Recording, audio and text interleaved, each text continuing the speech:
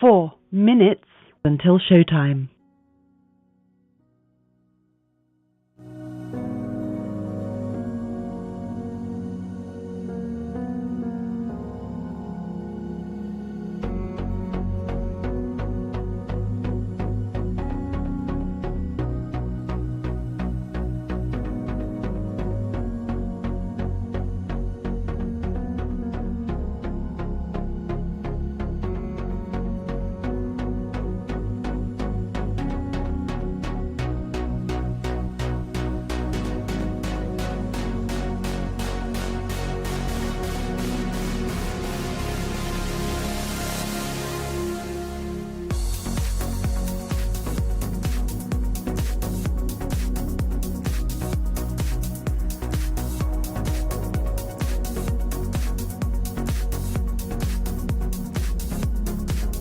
Three minutes until showtime.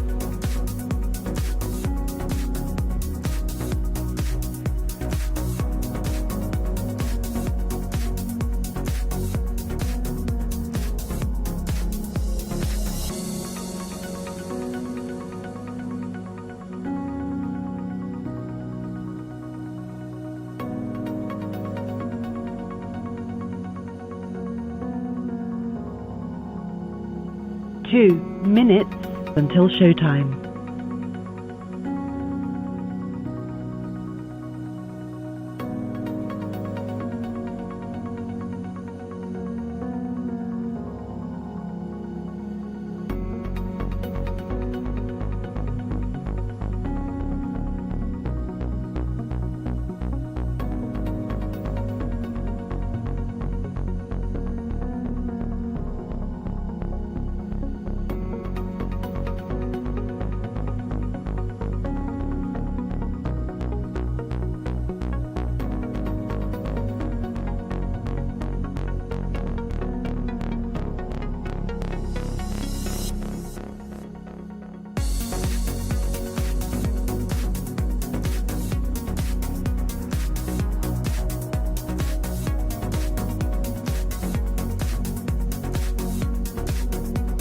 One minute until showtime.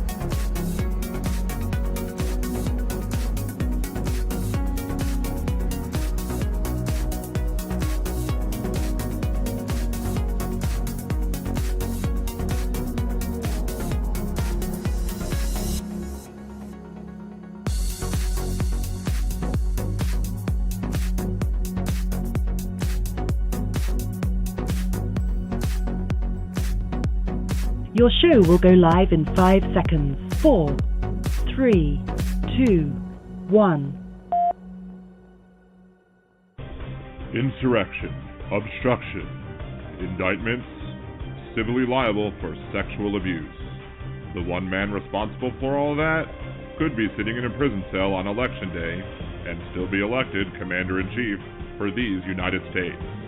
That man is beholden to Putin, weakened NATO the last time around, and is currently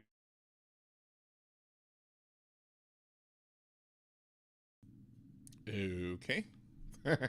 Well, I guess we lost the audio midstream, so I guess that's the end of the show start. So here we go. I guess we'll just start the show very abruptly. Welcome to Liberal Dan Radio, talk from the left, that's right. This is your host, Dan Zimmerman, coming at you from New Orleans, Louisiana. To join the conversation, maybe 914-803-4131. I don't know if that's a sign that Blog Talk Radio has crapped the bed yet again, or if it was just a one-time glitch. Let's see, is it a one-time glitch? It's not even letting me play It Is What It Is from Donald Trump. I have a feeling that phone calls to the show are not going to be something that's possible today, since my soundboard isn't working, and since the audio stopped working midstream. So there you go. So if you want to join the conversation, just go to liberaldaneradio.com and join us in the YouTube chat. Leave your comments, questions there. Or you could also go into the twitch.tv/liberaldaneradio chat. Come over there as well. We hang out both places. Even if Blog Talk Radio was working, we wouldn't be using that chat either. So, yeah, Steve, one-time glitch, be a good band name. Someone was talking, one of the people I follow on Facebook, actually Evie Winters, who's been a guest of the show a couple of times. She was posted, like, during Pride, that she's also going to be taking, going to bed with Sloth and Gluttony. And I was like, Sloth and Gluttony, that sounds like my new band name. So, speaking of bad names, that just reminded me of that. There you go. Anyway, so shouts out to Jeff, Jolie, Nerd Misha, Dakota Dave, Steve from across the pond, Alarasia. Am I missing anybody? Oh, the Botrix bot who successfully joined the channel. Thank you for joining as well. Let's see. I do want to give a big shout out to Nerd Misha, to Jolie, and to Aaron, who have all hit the 125 level threshold for the Royal Match game that we still have just about a day left. And I hit level 125 in a day. I'm still waiting for 3 more users to get to level 125. I know Steve's been playing, Andrea's been playing. So we've got some other people who are giving it a good go. But we have until tomorrow to get to level 125. And so there you go. So if you want to help the stream out, this is probably, in terms of me getting a percentage of the most overall of the dollars that are available to me to get, this is probably the most successful one. I won't get paid as much as some of the other ones because it's a smaller thing, it's a smaller game, it's a smaller sponsorship, but hey, it is what it is. We're getting very, very close to hitting the threshold again. I'll just need 3 people to get to levels. The 3 people to get to 75 and then to 125, and then once that happens, I'll have maxed out the possibility, and we have until tomorrow to do it. So, and then it's quite possible that maybe I'll start a new one starting tomorrow night during the Nerdy Dan stream, just to get that done. And again, if Aaron didn't hear, shout out to Aaron, because Aaron is one of the 3 who have made it from the podcast, as podcast listeners, who have made it to the level 125 mark. So shouts out to all of y'all. And Nerd Misha says it was fun too. So there you go. It's a very addictive game. I mean, I went above and beyond of what's needed. I got to level 500, I think, or something. So yeah. So it can be done rather quickly. Especially if you're good at like Candy Crush and stuff like that. So, is there any way I can link my MS Pac-Man machine in, maybe on a landline? I'm not sure. Not sure, Jeff. Chucker John's in the chat. Chucker John, shout out to Big Chucker John. Let's make sure that we all give him a follow as well. Make sure to subscribe to the channel. Nova, what's going on, Nova? Which is Spanish for doesn't go. Just kidding. Hopefully you're not explosive all over the chat. Anyway, it is what it is.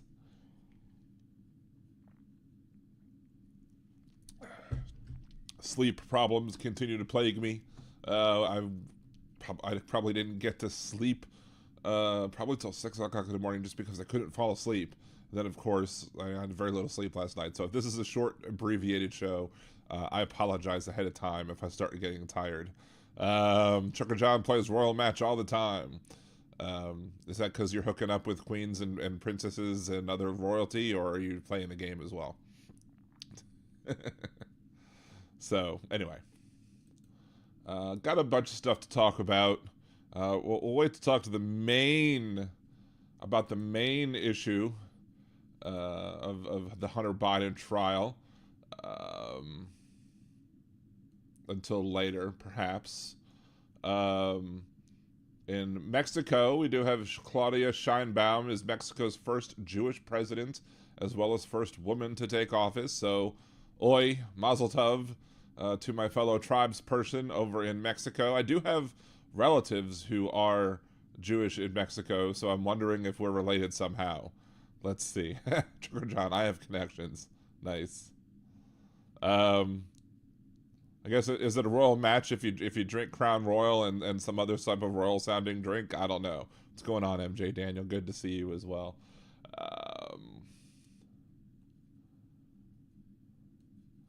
So let's see. OPEC plans a gradual unwinding of production cuts. That's in the news. That's interesting.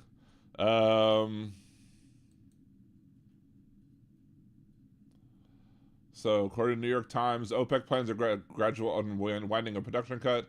The group announced after its meeting on Sunday that it would be extending production cuts into 2025 and laid out plans for phasing out voluntary cuts. Whether the strategy will work remains to be seen. As we all know, who was responsible for the cuts to production? Your least favorite president of mine, Donald Trump. Donald Trump negotiated the deal for OPEC Plus and for Russia to cut supply back in 2020, and that was supposed to extend into 2022. And then late 2022, OPEC Plus has been pushed into a complex series of output trims in order to bolster prices. Let's see. Major producers, including Saudi Arabia and Russia, are set to gather virtually on Sunday. They are expected to maintain production cuts amid signs of whatever. Well, it's in New York. It's behind a paywall, so of course it's behind a paywall.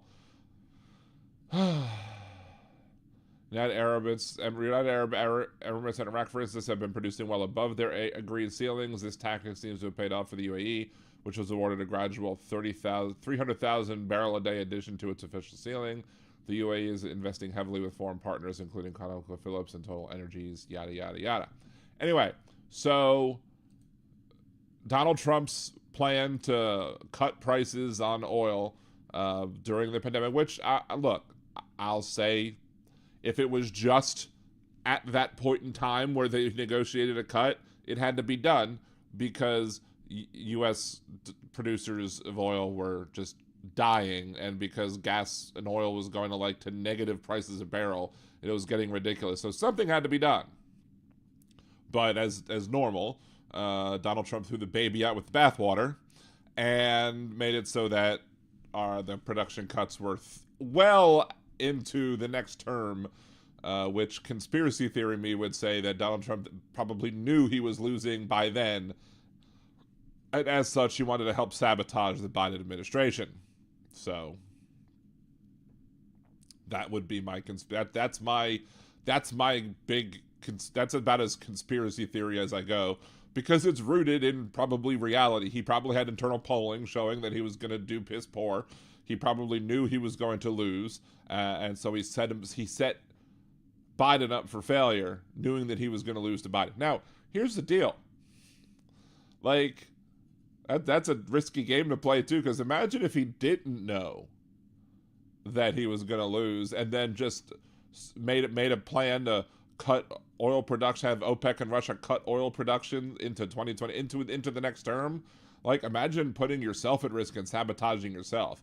So either he had this conspiracy laid out to where he would sabotage the next president because he knew he wasn't going to win, so therefore he was going to kill him on oil prices, because once demand skyrocketed with decreased production, you end up with sky-high gas prices, or he's just that dumb, which is also a possibility, and he just set himself up for failure. If he would have won that election, he would have seen skyrocketing gasoline prices, easy for me to say, and, well, we already know he's an idiot because we've seen several other things that he's done that has proven himself to be an idiot over and over and over again.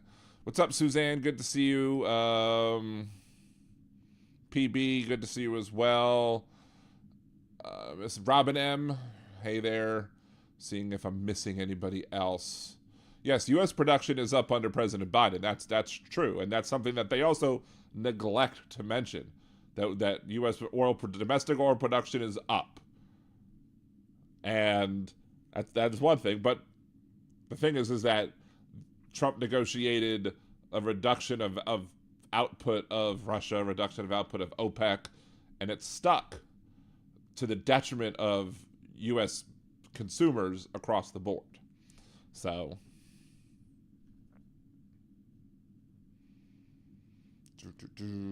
let's see. Aaron over at Twitch says hello there. General Kenobi. Sorry, had to say it. So, it's about time. Louisiana was going to make it illegal to sell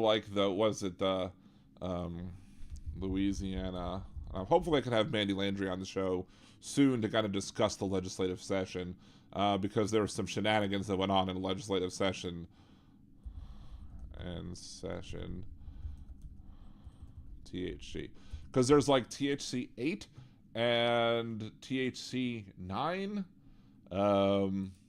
The edible hemp industry was very much at risk in this legislative session. Like, they were trying to kill THC. So, edible hemp industry spared in Louisiana, though lawmakers add restrictions. A proposal to do away with edible hemp products in Louisiana has fizzled, sparing an industry that has blossomed since bungled legislation legalized it 2 years ago. On the House floor Friday, members attempted to find a happy medium on Senate Bill 237 by Thomas Presley of Shreveport, which would have led to the demise of some 2,000 hemp-related businesses that have taken root in Louisiana since 2022. Rep. Lori Schlegel of Metairie offered a compromise to the Presley bill that would have required all intoxicating ingredients to be taken out of hemp products. Prevailing arguments were made in support of jobs and companies the hemp industry has spawned in Louisiana. I know there's a lot of you in this room who smoke weed, who ingest weed, Mandy Landry said, in opposition to Schlegel's amendments. If you don't vote against this, I think you're being a huge hypocrite. The amendments failed 39-60, and Presley's bill floundered without being brought up for a House vote. Later Friday, members approved HB 952 by Dustin Miller, a Democrat of Opelousas, which would have placed several restrictions on the type of consumable products that can contain hemp and the amount per serving of THC, the same a compound found in marijuana that gets its users high. Intoxicating hemp-infused beverages would no longer be served at bars and restaurants, and hemp gummies and other snacks would be limited to 5 milligrams of THC per serving size, down from 8. Hemp products have become readily available in Louisiana, but Senate amendments would have prohibited their sale in convenience stores and gas stations. They would still be available at truck stops, so, you can get high when you're going down the road driving a big old truck. Senate approved the updated bill by 37-1 vote. House still needs to okay the senator's changes.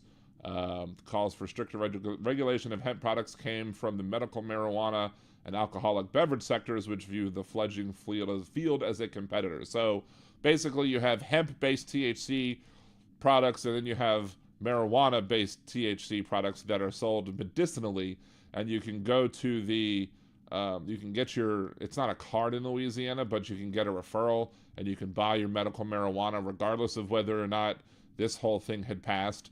But in Louisiana, they had also had allowed these, I guess, was it THC 8 or 9? One of them's 9, one of them's 8. And then basically restricting where you could buy these products, but allowing them to still be sold, which I guess, again, creates a happy medium. The author of the bill that Speaker Clay Shake Snyder had incorrectly assured legislators that there wouldn't be enough THC in hemp gummies, drinks, and other edibles to get anyone high. Gaps in the legislation permitted makers of hemp edibles to cram multiple servings into their products in order to pack more of a THC punch inside each container or package. The hemp industry has also put specific expertise to make its products more desirable. Manufacturers have found a way to convert cannabidiol, CBD, a separate chemical found in hemp that doesn't produce a high, into a THC extract using simple chemistry. They then concentrate it into drinks, gummies, and other edibles. That's how that works if you're not knowing about the difference between the different types of THC products that you can purchase. Some by, again, one of like, what is it? THC 8 and THC 9.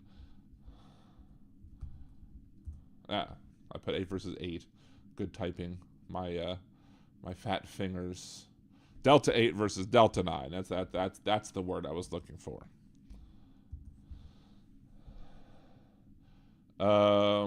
People use Delta 8 THC, says it has a clearer and less intense high than Delta 9. It makes it appealing to those who want medicinal benefits of THC gummies with strong effects. Users find Delta 8 THC a better choice for medicinal use. So I think the Delta 8 comes from the regular marijuana, and I think the Delta 9 comes from the other one, comes from the hemp. Let's see.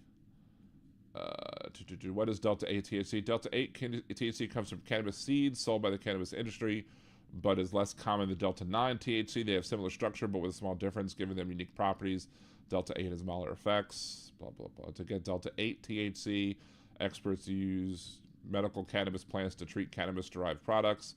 Since hemp has very little Delta 9 THC, it is legal and easier to find. This has made Delta 8 THC more popular in places where Delta 9 is not allowed. People use Delta 8, blah, blah, blah, blah. We already said that already. What is Delta 9 THC? Delta 9 THC, the main active part in naturally occurring medicinal cannabis plants, causes the high feeling linked to marijuana. It's one of the other 100 other cannabinoids in the cannabis plant, blah, blah, blah. So I guess the compound, blah, blah, blah. This is all science-y. So Delta 8 is a subdued functional high. Delta 9 is a robust and intense high, or whatever. Delta 8 legally varies by state. Delta 9 federally illegal in many places. Delta 8 double bond on the 8th carbon chain. Delta 9 double bond on the 9th carbon chain. I guess why it's a Delta 8 versus Delta 9. Anyway, so PB, hemp is best for making rope. What are all the rope people going to do if everyone uses the hemp for weed, right? Or to get high. You're not going to have any more hemp rope left, right? Delta 9 is an untouched THC. There you go.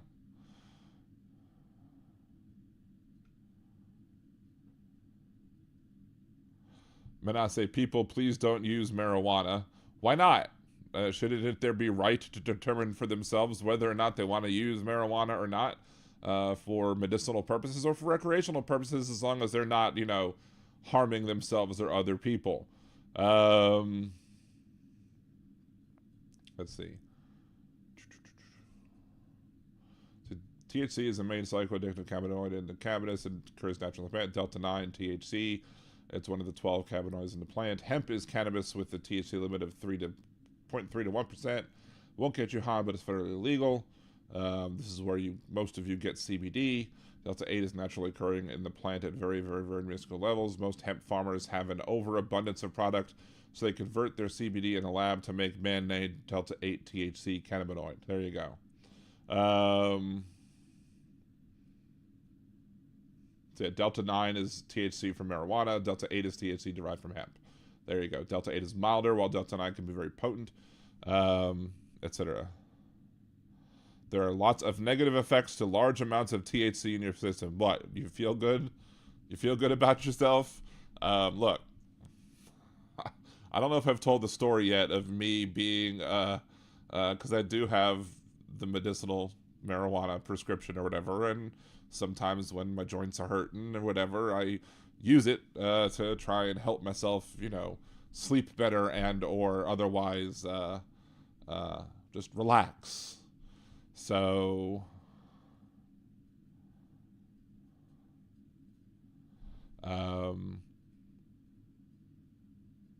But again, it should. There's you drink too much liquor, alcohol, rum, whatever. You could harm your liver. You drink too much water, you could die. There's lots of things where too much of a thing is bad. I'm a big guy. I know that too much of a lot of things are bad. But look, and if you want to advocate, if you think that it's harmful, then fine. But my joke was used to be the worst thing that happened on somebody who overdosed on marijuana was that they devoured a bag of Doritos.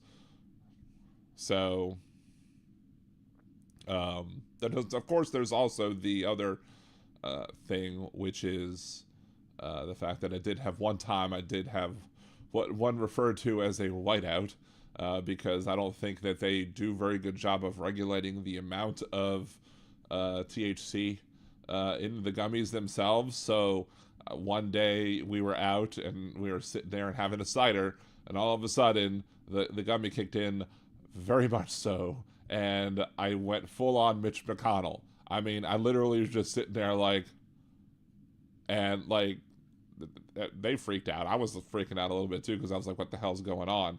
What felt like 5 minutes for them felt like 15 minutes for me. That's how long it felt like it took.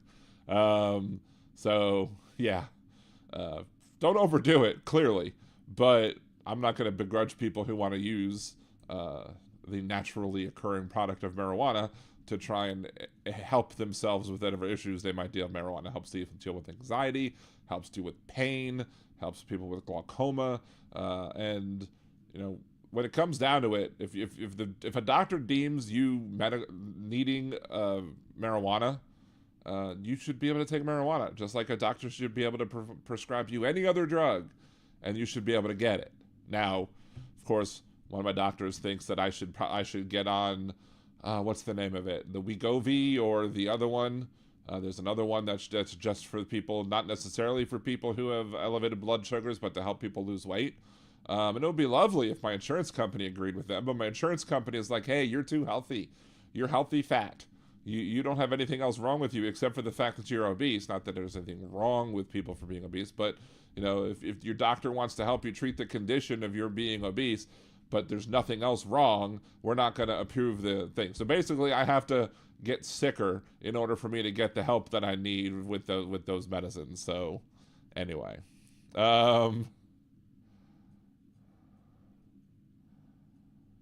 imagine how chill those MAGA in Congress might be if they smoke something. They don't even have to smoke it.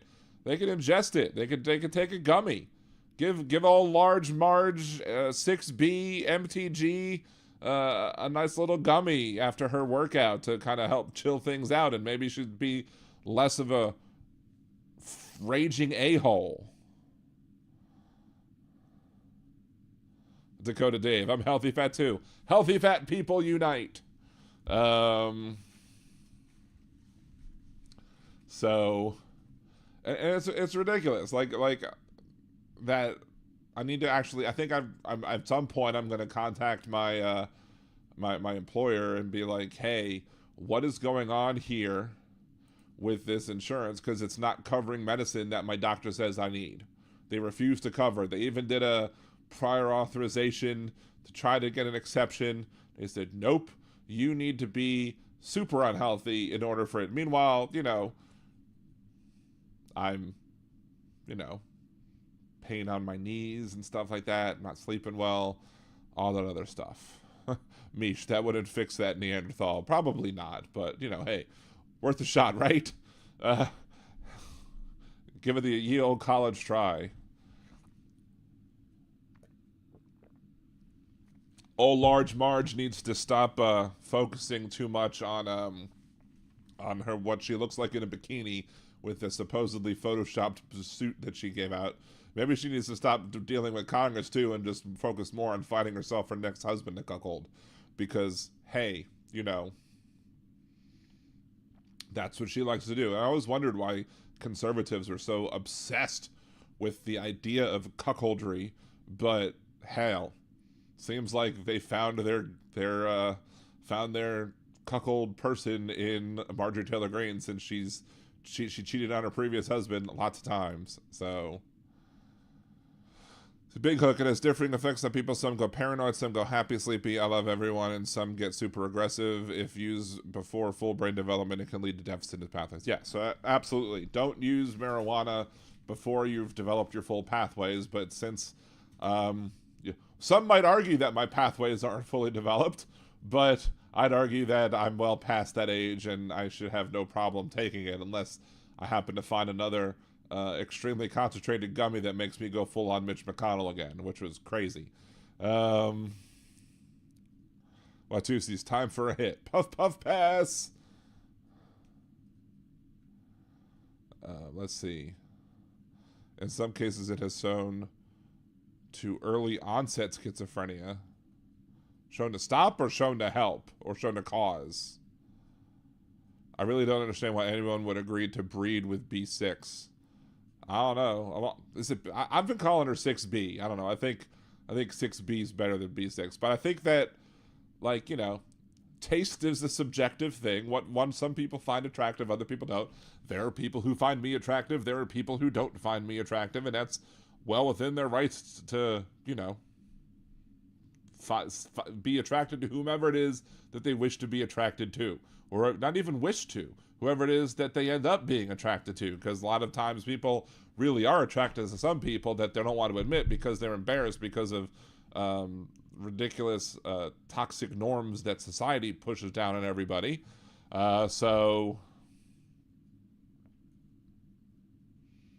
anyway, but I'm good to see that in the craziness that is the Louisiana legislature this session. And we might have to do a recap of the Louisiana legislative session, maybe with Mandy Landry, maybe on top of, you know, inviting Mandy Landry on and then having a little more of a thorough review afterwards, just to go over all of the ways that Governor Landry has tried to screw over the people of Louisiana over and over and over again. But it has been a scary session. The fact that they got this potentially right is just shocking in and of itself, because otherwise this freaking governor is on a rampage and he wants to create a little, you know, not a little, but a MAGA stronghold here in Louisiana that's going to be hard to. He wants to basically usurp all the power. He wants to be able to name all the Supreme Court justices.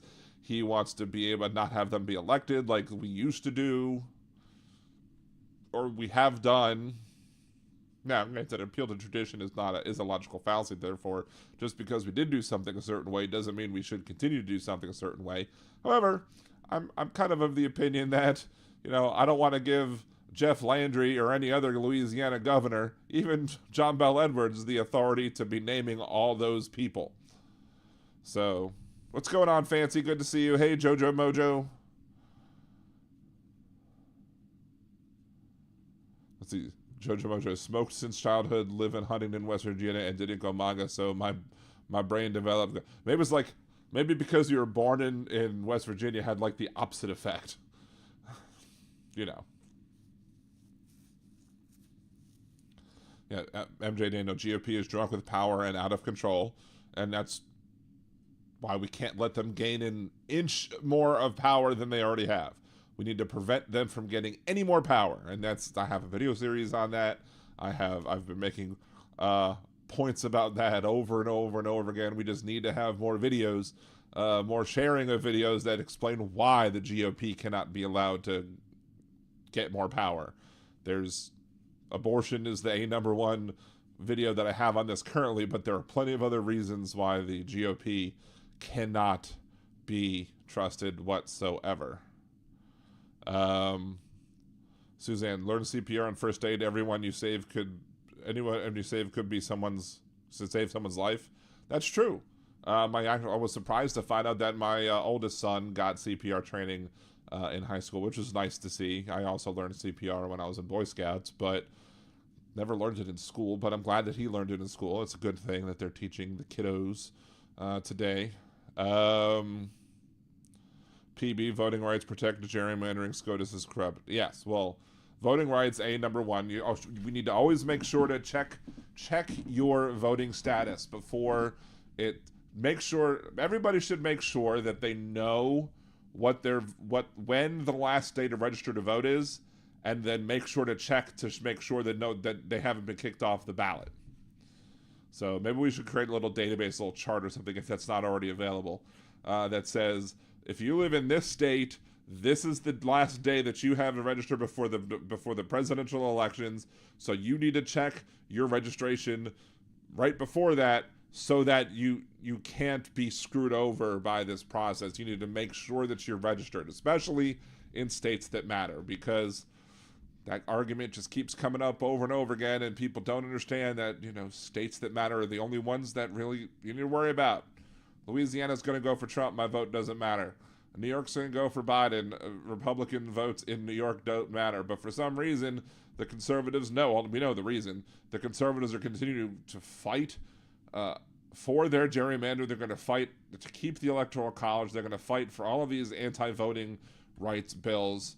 And for the bad argument that they'll use to keep the Electoral College in place, they'll be like, well, you're going to have flyover states. No, you're not going to have flyover states. You already have flyover states.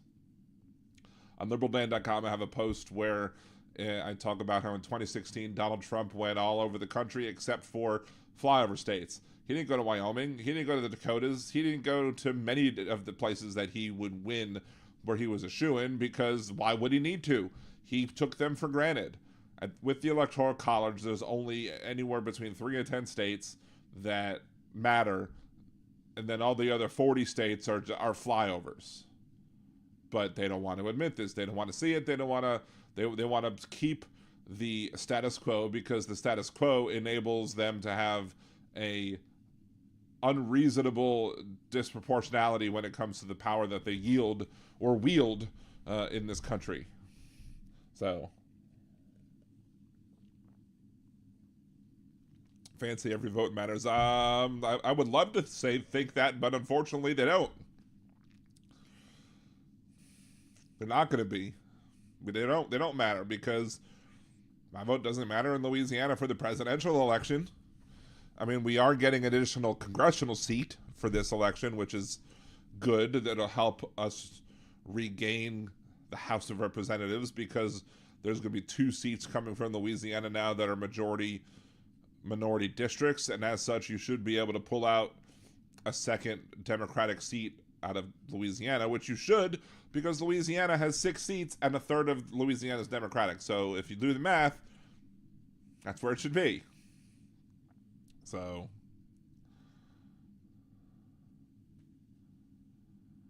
but anyway, it's 8:30, so let's just do a show recap. Liberal Dan Radio, talk from the left, that's right, Mondays and Wednesdays at 8 p.m. Central, here on liberaldanradio.com, which is the YouTube channel, or twitch.tv/liberaldanradio.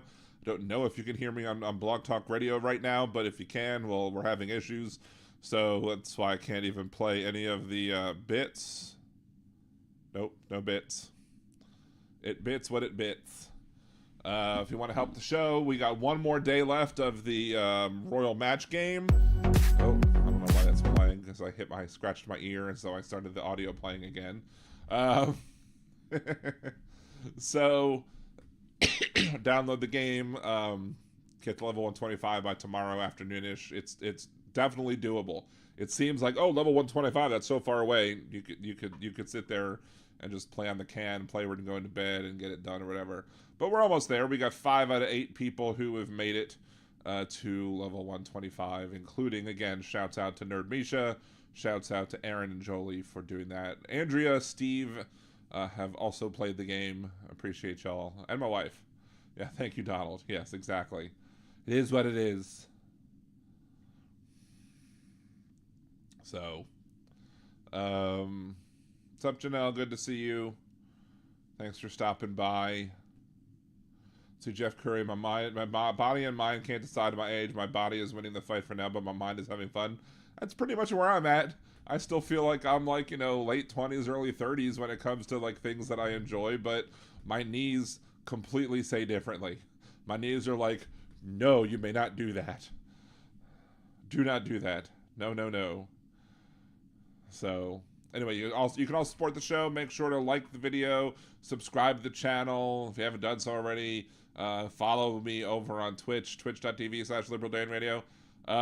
There is one possible, I think it's a PC game, maybe, that actually will, whatchamacallit, enable you to get free memberships to the nerdydan.com subscription. It'll give free memberships out.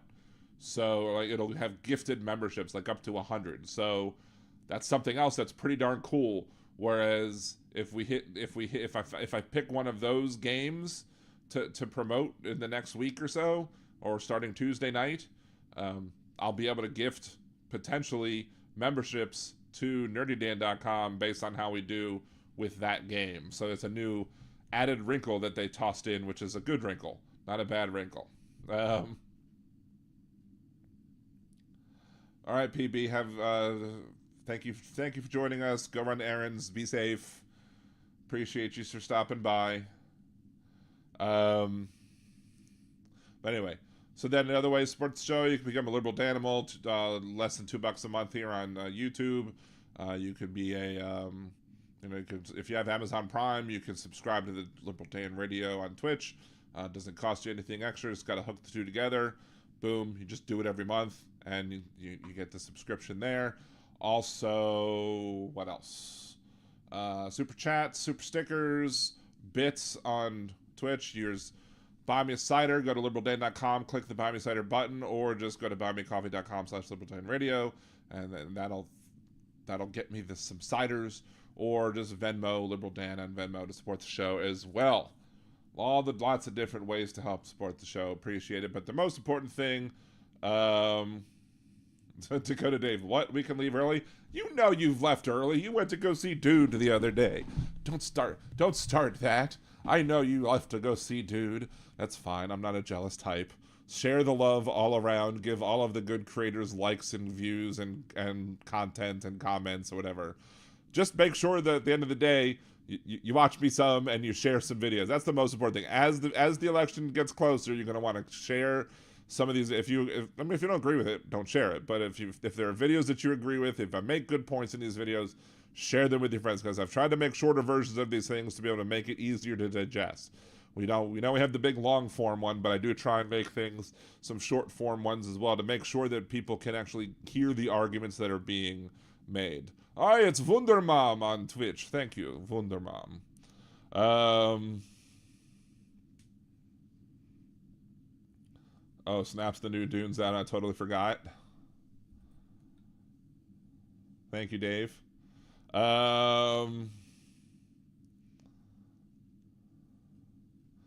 So, anyway, I'm just picking on you, Dave. Just so you know. Hope you realize that. Thank you, Robin. Appreciate the super chat. High five back at you. So, let's see. So what we got today? We got two things that were, one up on the hill, where 6B, MTG, the cuckold queen, has, or the cuckoldress, I guess I should say. There was a House hearing featuring their favorite doctor, although it's not Marjorie Taylor Greene's favorite doctor, because old 6B even refused to call him doctor during the meeting because she doesn't respect him. I don't respect Anthony Fauci, so I'm not going to call him a doctor.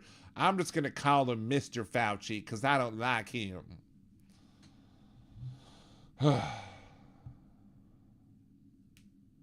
See, Cricket Mobile throws in a free Mac subscription. Cool. If you need a new phone and service provider.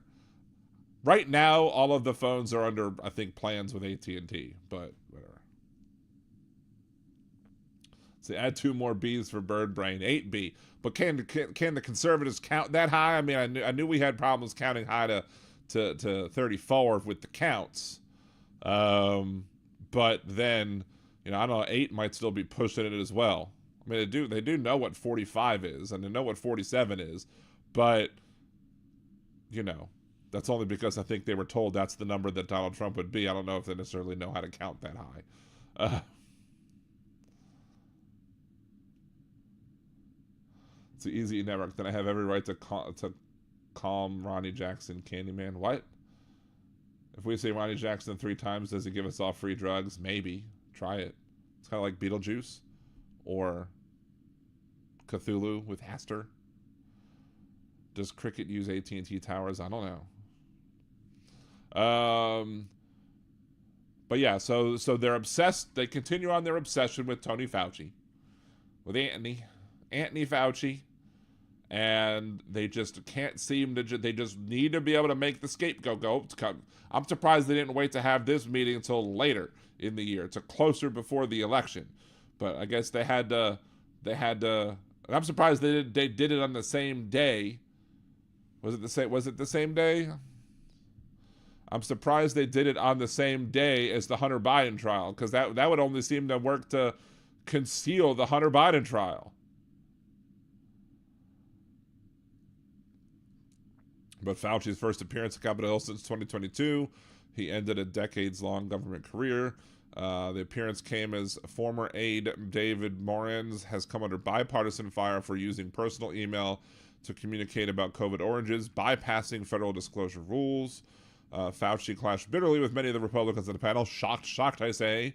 But the testiness of those exchanges paled in comparison to the hostility he faced from old 6B MTG herself, Marjorie Taylor Greene. Again, I refuse to call him a doctor. I'm going to call him Mr. Fauci instead because, I don't like the Fauci ouchies. I'm trying to do a good imitation of all large Marge. I'm not sure if it's dead on balls accurate, to quote Marissa Tomei, but, Mr. Fauci, because you're not a doctor, you're Mr. Fauci in my few minutes. That man does not deserve to have a license. And matter of fact, it should be revoked, and he belongs in prison. Dun, dun, dun. Greene repeatedly talked over and berated Fauci during her questioning, at one point cutting him off, saying, "Nah, I don't need your answer." Of course, well, she doesn't need anybody's answer. She's going to have her own made-up points, and she's going to, push those and not care about what the actual truth is. Like, yes, one of the things that, again, that the conservatives had a big problem with during COVID was that Tony Fauci at the beginning was like, we're going to see what the evidence tells us. And right now, the evidence is telling us that we're going to do X, so let's do X. And then a couple months down the road, the evidence told us that we needed to do Y, which was a little bit different, like with masking. They're like, okay, there's nothing. We want to make sure that our first responders and the people working in the front lines have these N95 masks. So we're not going to tell people to wear N95 masks. We're going to say, look, it's probably best for you to avoid it for other ways. But there might be some benefits into putting in the cloth masks or the other surgical masks over your face, just to make sure that that could potentially have some benefit, but we're going to have to see. And then later on, it came out that there was a potential benefit of masking, and it benefited the people around you. And that's when they started giving the new guidelines, because that's how science works. You study the data, you look at it, and you say, oh, we need to change things so that we actually can, make strides towards, protecting people from COVID. But conservatives who were on the Hill, the conservatives who agree with old 6B MTG, they don't like that sort of thing. The idea that you can actually change your mind based on new evidence is foreign to these people. It's why we've seen some of our listeners, whatever, try and claim that the people who might currently be saying, well, I'm going to vote for Trump in the fall, why they're like, oh, well, Biden's ruined. No, he's not ruined. You just have to present other arguments to these people to show them why their thoughts as to who they should support may very well be flawed, and provide them with new evidence. And I believe that there is a good chunk of people who, when provided with new evidence, are going to be like, you know what, maybe you're right, and I'm not going to vote for Trump anymore. Meanwhile, but that idea is foreign to many of the MAGA folks who are out there, because that concept of changing your mind based on new evidence is just something that that dog won't hunt, according to some of these MAGA folks. So, Chris, it's called evolution. Well, they don't like that neither. To Steve, I'm just a freak, but I like being that way. Last 2 years, I've switched to American time. Cool. Welcome to our time. Jeff Curry heard the new Star Wars character coming, MTG6B. I think I made that joke somewhere too. I don't know if I made that joke here or what, but don't steal my jokes. I don't know. I think the droids in Star Wars are much smarter than old Marge. Yep. Marge forgot that her lover boy in office knew COVID was deadly, yet didn't want his numbers looking bad. It's exactly true. He specifically told Woodward that he downplayed the threat. He also wanted to stop testing. Again, and the reason I'll repeat this until I'm blue in the face about how Donald Trump wanted to stop testing because if you test more, you get more cases. Like, it either tells you one of two things. And maybe there's a third. If you can think of a third explanation, throw it in the chat. I'll entertain a possible third explanation of it. First explanation is he knew what the real numbers were, or what they were going to be, and what they would look like if you did do robust testing, and as such, he wanted to obfuscate the fact that there is still lots of people in the country, probably also a lot of people who were conservatives, who are walking around spreading the virus to other people. So there's that. Or this may be worse. I don't know if this is worse or not. Or he's just that stupid to believe that if you don't test people, they're not sick. It may very well be the case that he believes that if you don't test somebody, that they're actually not sick with what you're testing them for. And if that's what he believes, that person absolutely should be nowhere near the button. Granted, the person who obfuscates the facts, who wants to hide the true numbers of the people who were infected, of the people who were spreading the virus around to different people. I mean, that's also the type of person you don't want near the nuclear button.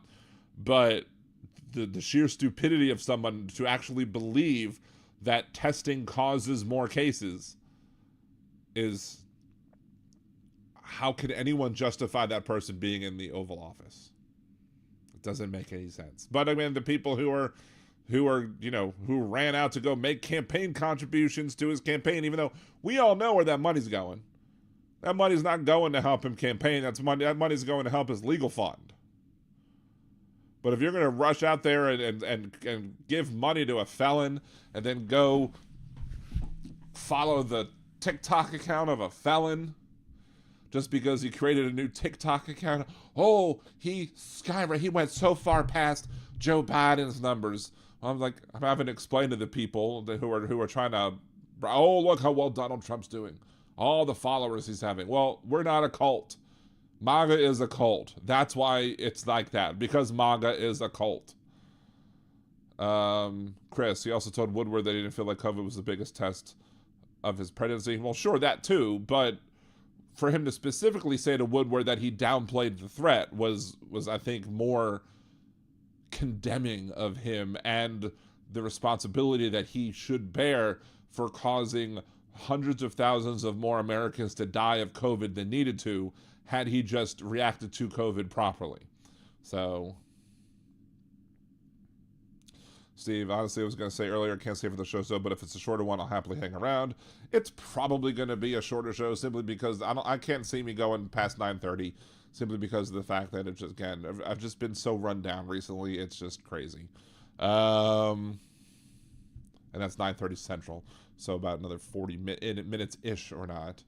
Of course, the other side, Democrats praised and defended Fauci during their questioning, pushed back on Green's treatment of the former head of the NIAID. Raskin, the ranking member of the Oversight Committee, asked, in terms of the rules of decorum, are we allowed to deny that a doctor is a doctor just because we don't want him to be a doctor?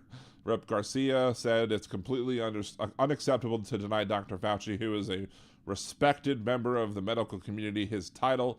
Of course, MTG, old 6B, is like, he's not respected. I'm not addressing him as doctor. Kwesi Mfume of Maryland, is this what we've become? Is this what we've devolved to? No decorum. Mfume and Debbie Dingell attempted to have Green's comment stricken from the record, which would have restricted her from speaking during the hearing. Of course, they wouldn't do that because the Republicans aren't going to turn on their own unless their own happens to say something bad against old Donnie Boy, where what is it, Hogan in Maryland, who's running for president? No, running for Senate. He's running for Senate. Hogan's running for Senate, I think, in Maryland, and as a Republican, and he encouraged people to accept the verdict of the jury regardless of whether or not you agree with it, and so we could all move on as a country together. And the Republicans were like, you can't do that! You can't have a mind of your own! Get in line or you're going to lose. Meanwhile, it's cutting off their... I mean, I wasn't expecting a Republican to win a Maryland Senate race anyway, but, like, they were, like, just going to give up on Maryland now because they don't like Larry Hogan and his calls for civility. Shocked, I say.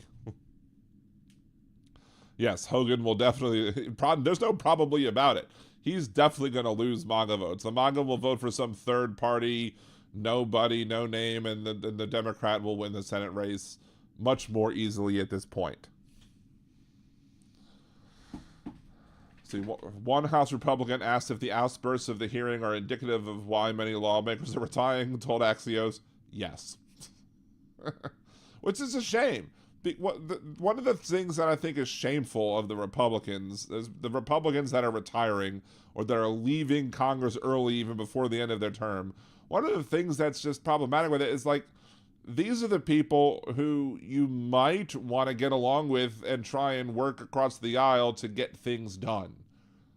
But they're leaving so the children can be in charge of the Republican Party. Like, if you really wanted to see change in your party, if you really wanted to see change within, the Congress in and of itself, you as a Republican congressman who is elected to your seat should be fighting to maintain what you thought the House should be instead of running away like a little baby.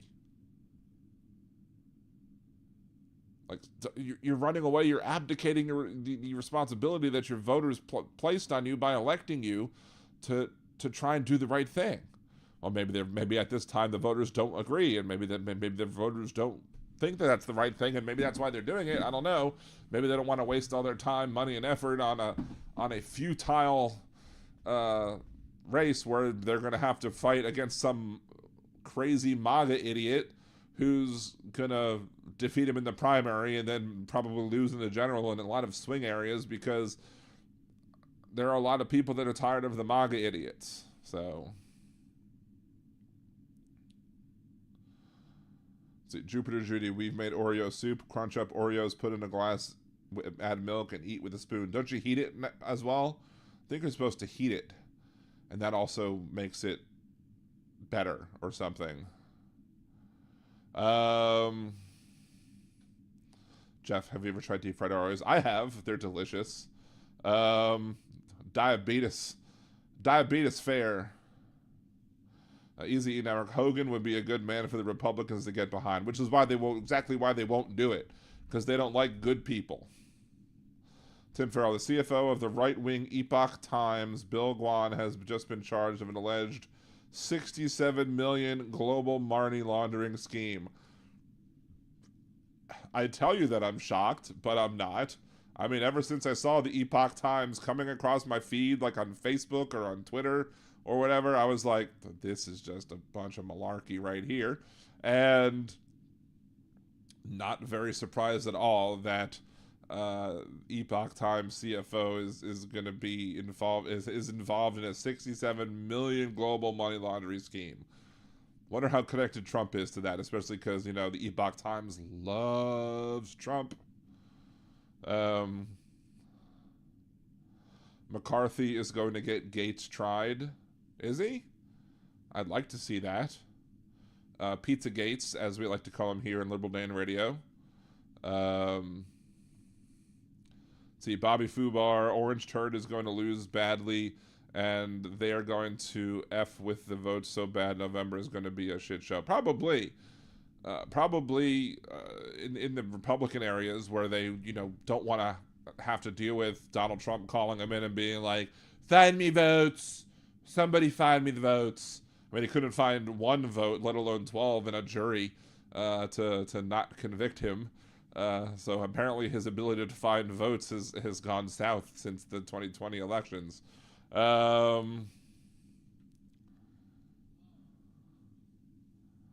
Yes, Epoch Time is garbage. That is a correct statement.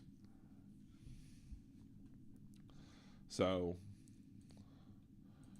but let's talk about the start of the Hunter Biden trial, shall we? They've found their jury. They went through the jurors, and they've kicked off, or they didn't allow certain people because there were people who admitted that they would not be able to eliminate their biases, that they were so biased against Hunter Biden that they would not be able to do that. And the judge was like, okay, later. Some people had family problems. Some people had health issues, and those people were let off the jury, but they found a jury of Hunter Biden's peers, and they're going to be starting the federal prosecution of the charges that he lied on his gun application to get and carried a gun when he was having drugs and whatever, so that, you know, nothing like this gets charged to anybody else except Hunter Biden.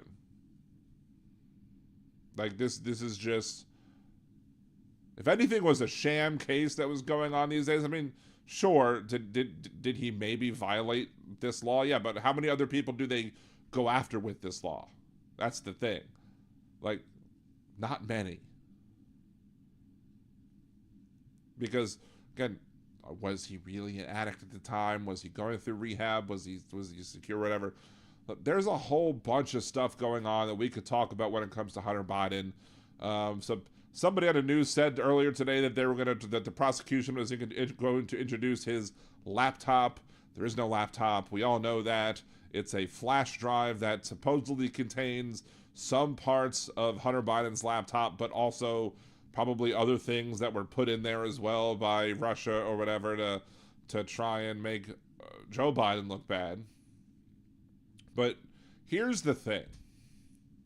Here's my main point with this that I wanted to make when it comes to Hunter Biden and this trial and President Joe Biden versus former President Donald Trump, convicted felon now Donald Trump, is that we all know that this case, if it was the roles were reversed and it was Donald Trump who was president and his sons were being gone after by the federal prosecutor from the previous administration, Donald Trump would have fired the prosecutor.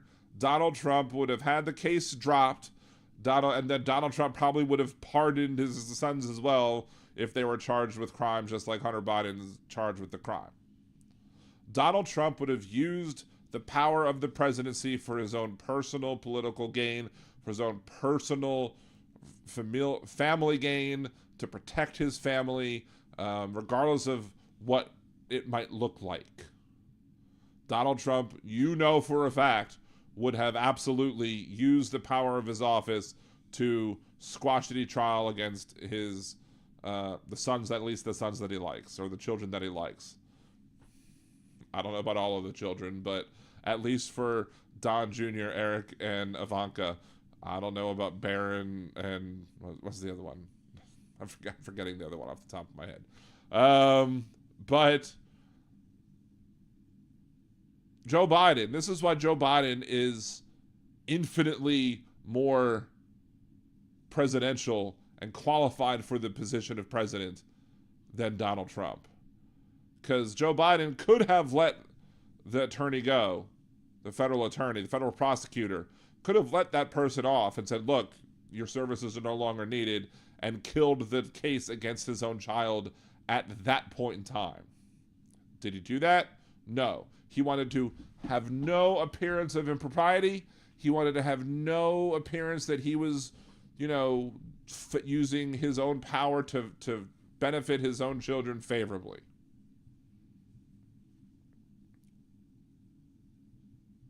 He could have pardoned. He could have said, look, did you do this? Yeah. Okay, well, I'm going to pardon you, so therefore you can't be tried and convicted of this because I'm going to pardon you of these crimes. You're pardoned. Could he have done that? Yes. Has he? No. Why? Because he wants to eliminate all appearance of impropriety from the system, and from that he's not going to use his own personal power that he could use to benefit his family, which is the exact opposite of what Donald Trump would do, which is one of many, many reasons why Joe Biden is immensely more qualified for this position than Donald Trump. Now, do I know what's going to happen in the future? Is it possible that Biden could wait till December and see how the trial goes?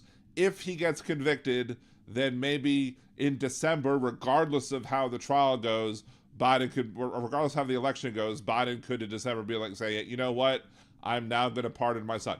I don't know. Could that happen? Maybe.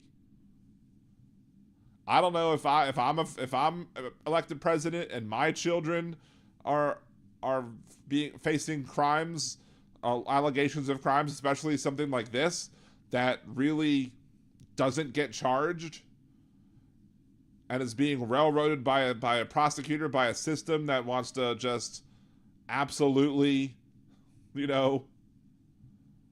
attack him only because his name is Hunter Biden. Again, as I said in the show the other day when I was talking about what should happen to Donald Trump in the special show that I did on Thursday when Joe was convicted, I don't want Hunter Biden treated any differently than anybody else. I don't want Donald Trump treated any differently than anybody else. These people should not gain any more benefits because of their stature than they already have. So if this crime is a crime that gets charged to everybody, then by all means charge it to everybody. But from what I've seen, it's not. And they're just picking and choosing here just to go after Hunter Biden because his name is Hunter Biden. Which is why I have, many other people also have issues with these charges being brought because it was seen as purely political. That being said, President Biden is doing the thing that, Donald Trump doesn't understand, and that's being presidential. And not confusing your personal desires and wants with the desires and wants and needs of the rest of the country. So, it's one of many, many reasons why Joe Biden is infinitely more qualified for this position than Donald Trump, because he's acting like the adult in the room. He's letting the process work and play out, and then he'll see as the chips fall. And then, again, I can't say what Biden's going to do in the future, but what I can say is what he's done so far in the past. And what he's done so far in the past is not fire this prosecutor, not use his position as president to benefit his family when it comes to he could have pardoned, but he didn't. And we all know Donald Trump would do the exact opposite. So, if you need another reason to vote for Joe Biden, there it is. What do you think? Agree, disagree? Leave your comments down below. Remember to like the video, subscribe to the channel, share it with your friends, and have a good day. And again, that was one of my ones that I record that I'll upload later. Jupiter, I knew what was going to happen in 15 New Year's Day 2016. A friend asked me, what do you think will happen? Really, don't be daft. I thought democracy in the U.S. might fall. That's possible. I mean, we'll see. What else did Mish say? Yeah, Jupiter Judy, he lied on a federal forum. Yeah, so did Donald dozens of times. Exactly. Easy Network, Biden will pardon him if he loses. I have no doubt. It's possible, but it's possible, and he might actually wait till after the election to do it, just to be like, hey, just hold on in prison for a little bit, and we'll deal with it. I don't know, we'll see. But he could have already pardoned him already. Trump would have squashed the case from the beginning. There would have been no case. And to me, that just goes to show how much more qualified for the position that Biden is, because he's putting the country above his family, even though the case about lying on a federal form is silly. You talk about selective prosecution, exactly.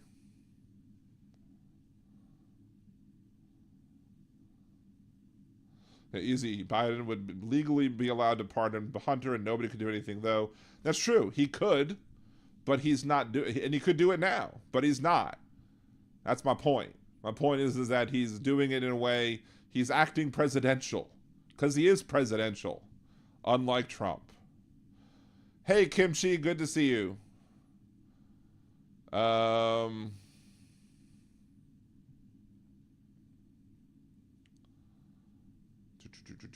Steve Jupiter, it was the strangest thing. A lot of us saw it, but our friends couldn't. WTF, and it got worse. Trump got rid of Preet Bharara, continued to interfere with New York. Yep, that's also true as well. And it's one of the reasons why, like, all these claims that Donald Trump was again actually being railroaded by the system or whatever. You think he's being treated unfairly by the system? I mean, he was convicted of 12 jurors who are American citizens who Trump's attorneys didn't object to. The prosecution made their case. The jury said guilty 34 times, unanimously. If the jury didn't make their case, why would we think these people would just, get in there and say, oh, we're just going to screw him over? No, because people, like, when they go in front of a jury, or they're going to be part of a jury and serve their jury duty, they go up there and they're asked questions about whether or not they could be, impartial or not. These people are being honest as to whether or not they could be impartial. Hell, even the Trump supporters were like, I don't like Hunter Biden, I can't be impartial. All right, fine. Yeet. I could have easily, that's to their credit. They could have easily said, I'm totally impartial. I will look at the facts of the case and the facts only, and then go and say guilty. But you need 12 for a full guilty verdict. Whereas all Donald Trump needed is to find one person who was willing to say not guilty and lie to the jury, lie to their fellow jurors, lie to the court, lie to the judge. He just needed to find one, and they couldn't even find one. Why? Because Donald Trump's case was that bad, and the prosecution's case was that good, that they were able to convince 12 strangers to all vote together and say, you are guilty AF. So,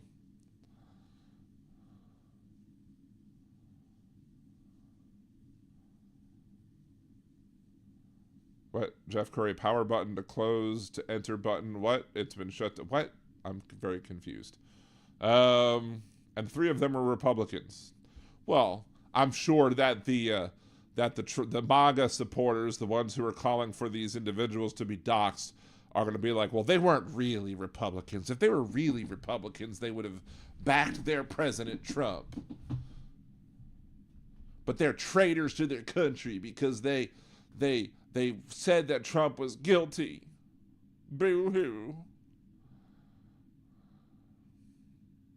Yeah, one was on the thing. One got news from Truth. At least subscribe to Truth Social and follows Donald Trump on Truth Social. At least one person did that. And even that person was like, guilty. Why? Because he's guilty. Yeah, Trump is able to go to UFC fights still. That was his first TikTok video, I think, was him showing up at a UFC fight with Dana White and that ridiculousness. Like, most people wouldn't get to do this after being found guilty of 34 counts. But Donald Trump, because he's wealthy and because he's running for president, is still on his own recognizance. Therefore, they're going to let him just go around. They let you do it. They let you just walk around all guilty AF. You just grab him by the verdict, right? Trump should have called Brad Raffensperger to find more jurors who said not guilty. Did I make that joke earlier? I thought I made a similar joke earlier. Mish, I haven't relaxed at all. Scary stuff. I'll hope you relaxed a little bit while playing the game. Download the game if you haven't yet. You have a day left to get to level 125. Need 3 more people to do it. And I'm not counting any chickens before they hatch with this Trump verdict either, because who knows what the hell is going to happen with the sentencing. Who knows what's going to happen with, with sentencing. Who knows what's going to happen with appeals. We don't know. For all we know, it could get fast-tracked to the Supreme Court, and the Supreme Court's like, nope, sorry. You're wrong. Who knows? But, as of right now, we have a former president who is a convict, who is a convicted felon of 34 counts, and there's nothing he can do about it. And there's nothing he can say or do to stop anybody from saying Donald Trump is guilty AF. Easy. I think Trump is talking to himself into prison time, as Glenn Kirshner said. Maybe. But here's the thing. If Donald Trump really wants to be like Hitler, because, didn't he have a copy of Mein Kampf on his nightstand, right? Didn't he like to read Mein Kampf, right? And he did run in 2016 off of some very Hitler-esque ideas. If you really want to be like Hitler, you got to go to prison first. Because Hitler was sitting in prison. Now, if you also wanted to be like Hitler, you'd have to get a medal for conduct, positive military conduct over the course of a war. Because that's also what he actually got a Silver Cross or whatever. So that's not anything that Donald Trump would have done or would be able to do or whatever. Donald Trump clearly was never going to get any medals for anything, especially service to other people related. He's the one that in the middle of Memorial Day, was questioning, well, what was in it for them? Because he doesn't understand the idea of people sacrificing yourself for others. Donald Trump believes in sacrificing others for him. So, yes, Hitler speeches. Trump can't read. Well, maybe he had the audio tape of Mein Kampf. Can you imagine that if there was an audio version of Mein Kampf? I don't necessarily want to search for that because I don't want my search history showing me searching for Mein Kampf on audiobook. But can you imagine somebody having to read Mein Kampf for the audio version, and it just like the English version, and you have to put on a German accent or something? It's like, we do not like the Jews. Or something whatever. I don't know exactly what Mein Kampf says, except I'm sure there's plenty of that in there. But yeah, Hitler ironically wasn't even German by birth. Yeah, he was Austrian. Hitler was Austrian.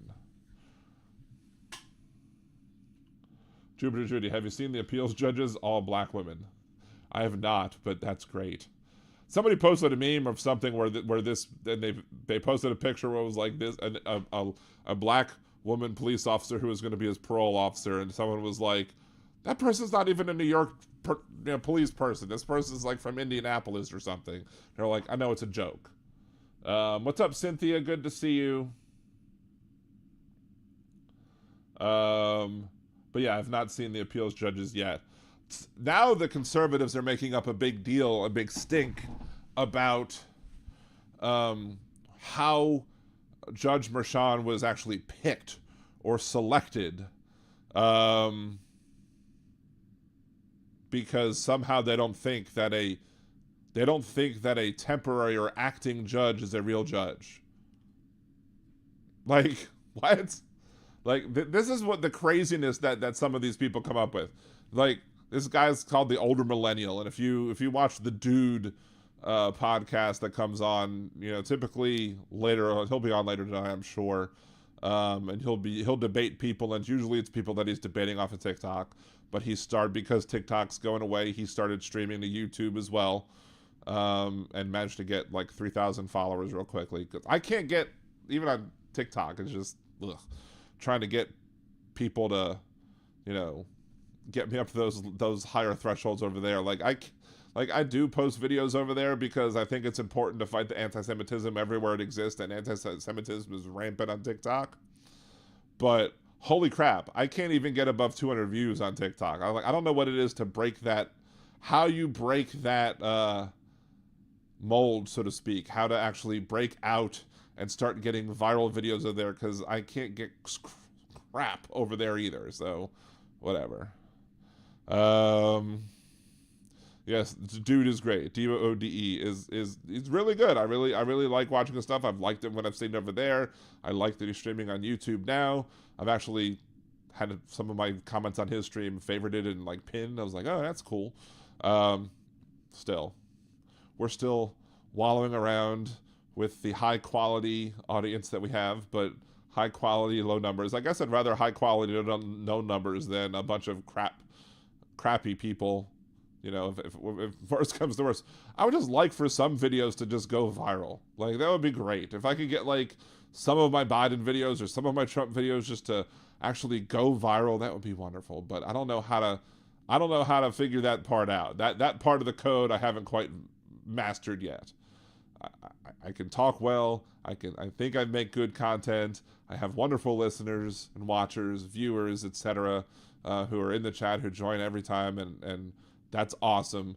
It's just we need not just me. We need like dude to get bigger. We need hopefully we would get Demonox and Percy podcast back so they can start doing some content as well. We need a lot of these smaller creators we need to help these smaller creators get bigger, because we need a bigger voice to fight the ridiculousness that is the MAGA movement,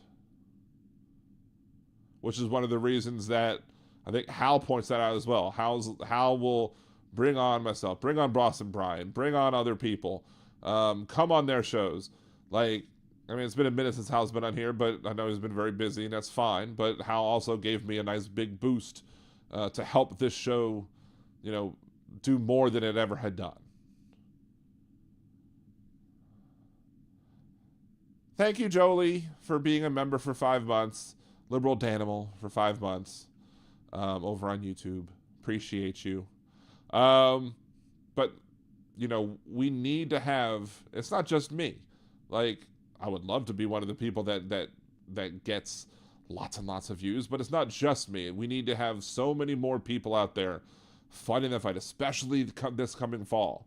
We need to be able to fight back against all the stuff that's going on. So go check out like Dude's podcast. Go check out, make sure to subscribe to Chuck and Drive. Make sure to subscribe to all of the other progressive, left-leaning, liberal folks that are out there who are going to be challenging the horribleness that's coming from MAGA and what they want to do to this country. Because if we don't do that, we're screwed.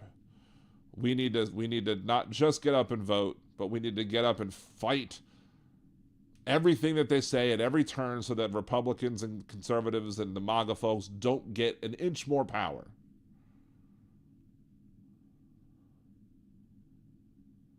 And hopefully we also get more people, you know, persons who are black people. Well, hopefully we get more people who are LGBTQA, since this is Pride Month. You know, I don't want to start rainbowing all liberal day in radio. I thought about making like whatever. I mean, I'm pan, but I also have imposter syndrome, so there's that.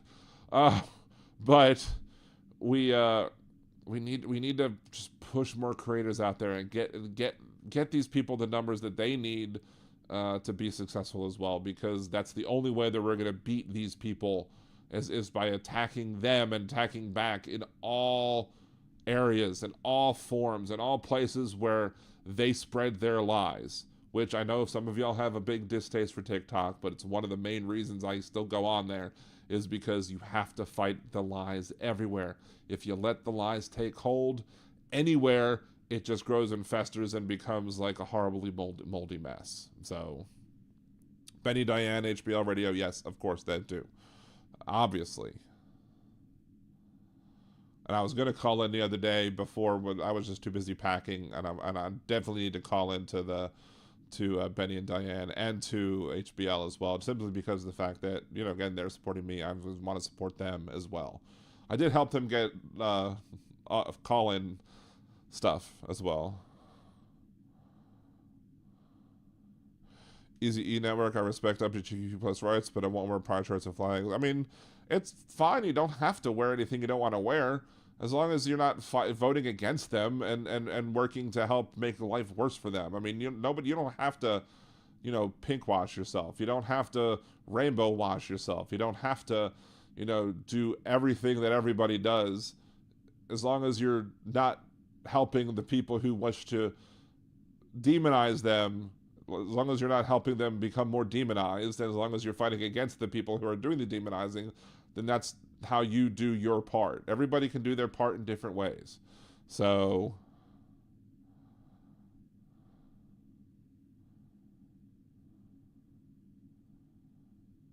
and yeah, Kimchi is right. Jesus said not one word about the gays. I mean, there is the line in the Old Testament where where if you shouldn't lay with a man as if you lay with a woman, but I mean, typically all these people probably only know missionary position, and you know, can you do mission? Are you really going to get missionary position with with a guy and a guy? So it's kind of hard to lay with another guy like you lay with a woman, right? You'd probably lay with them a lot differently. So Jeff Curry, Dan After Dark, I'm 100% on board. Y'all have no idea how much I hold back. And look, I was tempted. I was thinking about something the other day, and I was tempted to make the channel at least. I may very well still make the channel soon, and just be like, and just have it just be, you know, Liberal Dan After Dark, and then maybe at some point start those shows up. But again, I really want to have the other. I really would rather this and Twitch be thriving before I start the new project. But sometimes there are reasons where I'm like, I want to have this project. I want to discuss these topics, and I want to do it on a channel that's not going to get me yeeted if I'm talking about too many things that are adult related, right? So Kimchi, speaking of After Dark, Hal had a really raunchy set this weekend. I was impressed. Nice. I should find it.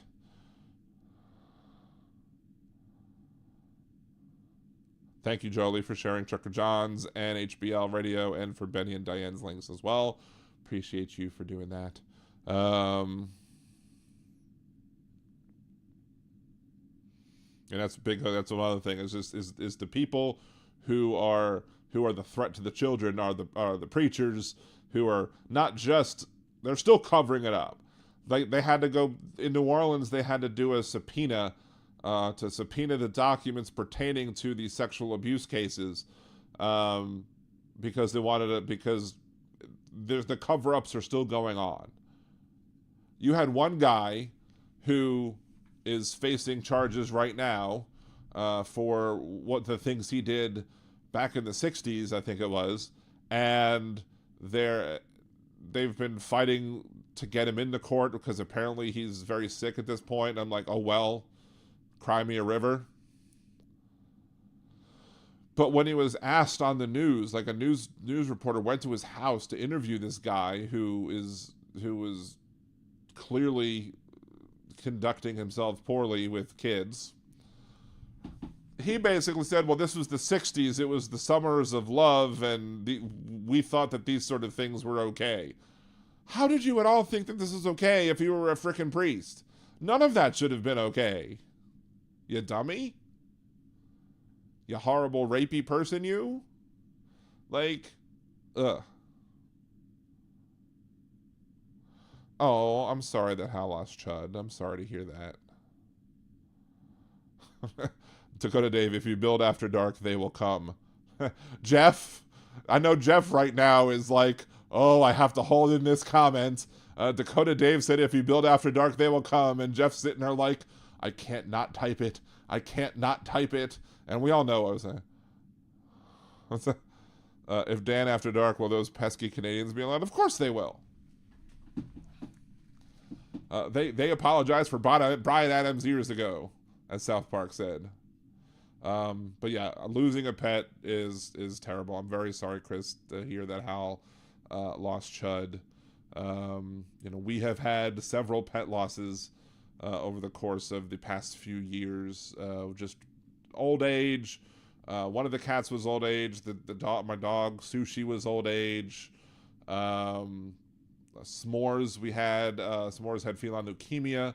So there's all of these, and then we had Agnes, who was a kitten who, when we were out of town, she passed, and it was just like, and that was really rough, because that was my youngest son Henry's, that was his favorite cat, and like they loved each other. It was so Like the memories come up of him and Agnes just snuggling on the couch, and it's just so ridiculously cute how it is. And then when we were out of town, like we went to Florida, went to go to the beach, saw Weird Al, went to Epcot one day, but of course we,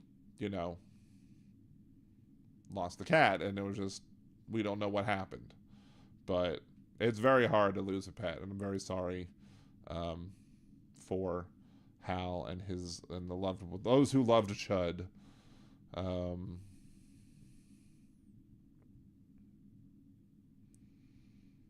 Yes, cherish the time we have with them. Pets are absolutely family. Blanche, my white lab, clearly loves me, and it's great. Like she just, I'll go to the kitchen to start cooking, and she'll get off the couch and she'll just walk over to the kitchen just to watch me cook. Like, and then I went to go sit down on the floor earlier today to go look at something with the dishwasher, because our dishwasher seems to be broken. Not happy about that.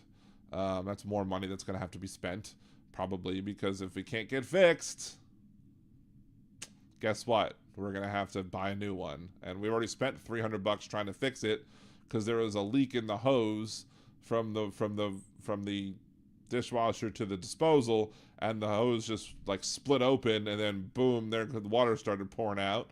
I'm like, oh great. And then of course we spent $300 fixing the dishwasher. I was a little surprised that it was $300 to fix the pipe or fix the hose or whatever, but we had to wait weeks for it to come on Amazon because this one model was not available on Prime. And then, well, now we have a dishwasher that won't get out of the error function. So just yet another day in paradise here in New Orleans. And then of course all of a sudden like the water stopped working today at our house, and I'm like, what the hell's going on? Apparently they were installing a smart meter in the front of the house, and I'm just like, so I opened the door and I looked outside, and there's a dude, there was the water main thing was off, and I'm like, okay. And then I looked down the street and there was somebody looking at my neighbor's one. I'm like, are you working on the water? Yeah. What's going on? Oh, we're giving you smart meters. I'm like, oh, okay. It should be back in 5 minutes. Okay, I'll let my neighbor know they're about to lose water. So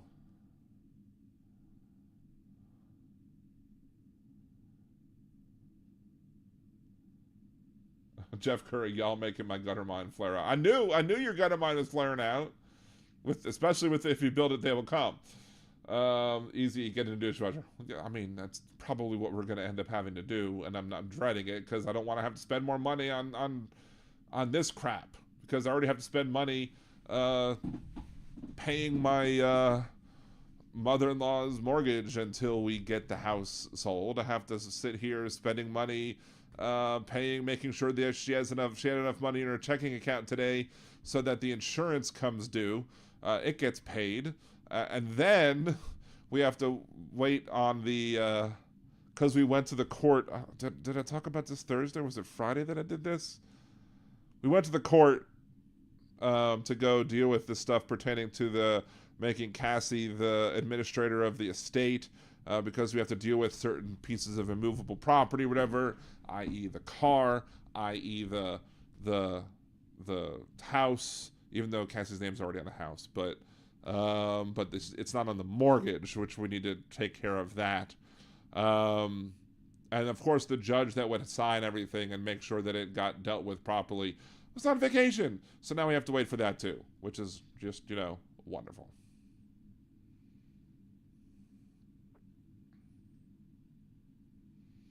Cynthia from Texas, I have an Australian Shepherd Chow mix. He's a big baby. I had a friend of mine that had a lab Chow mix, and if you took the worst part of each breed and put them together, that's what happened. It was miserable. Immovable property, not removable property.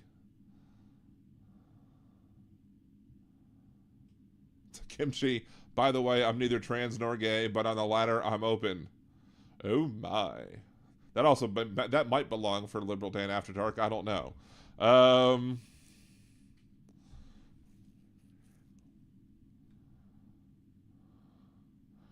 I just ordered parts for my dryer. Now it's raining. Of course. Be careful using After Dark. There was a radio show by Delia. Whatever, spelling wrong by her name. Well, okay, I mean, I'll make sure it doesn't violate anybody's intellectual property. But I don't know if After Dark is something that is something that is copyrighted or trademarked. But I'll look into it beforehand so I don't get a cease and desist. So...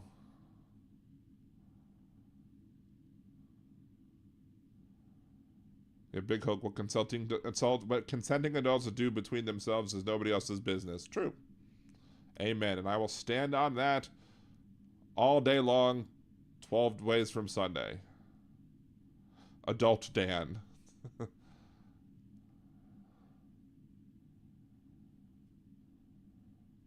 Liberal Dan after FARC.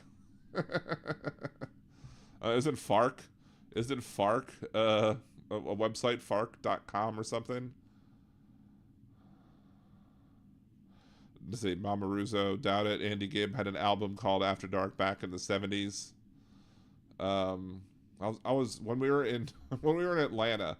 Speaking of Atlanta, Atlanta has managed to have 5 sewer leaks or something where the entire city was out of water, at least for a couple days now. They had a boil water advisory in Atlanta. I'm like, holy crap.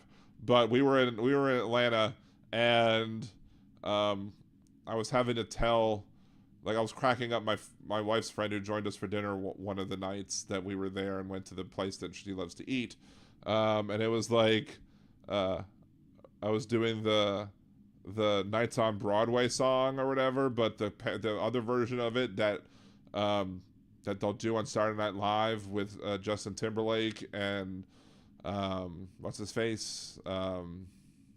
Jimmy Fallon. And Jimmy Fallon will do like that. Let me talk about the people in dealing with the politics.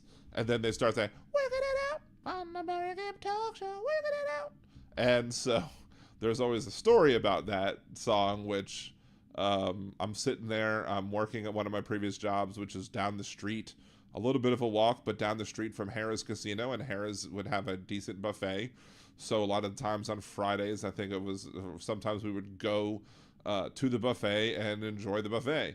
So we walked out of the buffet, and all of a sudden, the real song comes on, the Nights on Broadway song comes on, and that's the exact time my wife picks to call me. And I'm like, we usually have good links about that stuff. And I was like, oh my God, you won't believe what's on the radio right now. And she was like, I'm dying. I'm like, what? And she was like, I'm dying. I need to go see the emergency room. I'm like, well, I was like, I'm at Harrah's right now. And that is what always gets taken. Like, she was like, I'm at Harrah's right now having lunch. I'm like, and the point that I was making with that comment was to say, I'm at Harrah's, so if you really need to go to the hospital, I'm not going to be able to bring you because I have to walk all the way back to the parking garage, get in the car, and then drive to get you. So if you want to be able to be taken to the hospital quickly, get your mom to do it, and I'll meet you there. But it always comes down to, she always picks on me for saying, I'm at Harrah's right now, because she was dying, and she because the kidney stone was what was passing, and she was not very happy about it. I've had to deal with the kidney stone too. They suck, but it's just, I'm just sitting there like, oh my God, it's the song that we laugh about on SNL. It's the real version, and you're calling me right when it starts, but you have to go to the hospital, which sucked. So yeah, Fallon is a very talented singer. Yes, he is, and he's a very talented impressionist or whatever. I like to think I do good impressions as well, but not as good as Fallon on some things, I guess. But yes, Fallon is a great impressionist of the Bee Gees and Barry Gibb specifically.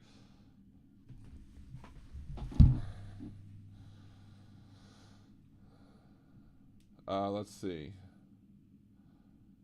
Heritage Foundation wants to ban recreational sex. Well, I mean, I don't know how it would work, but they've banned gay sex for a while in Texas under Lawrence v. Texas, until Lawrence v. Texas took place. So, they could do a whole lot of things if they put their minds to it. And I mean, granted, they have to put a lot of power towards it because there's not a lot of minds up there in the Heritage Foundation. But still, you know, you don't want to have that. That's another reason why we can't let the we can't let the Republicans win, because we need to be able to have free sex. Damn it. Liberal Dan Radio stands for the ability of everybody to screw whoever it is they want to screw, as long as the other person getting screwed consents.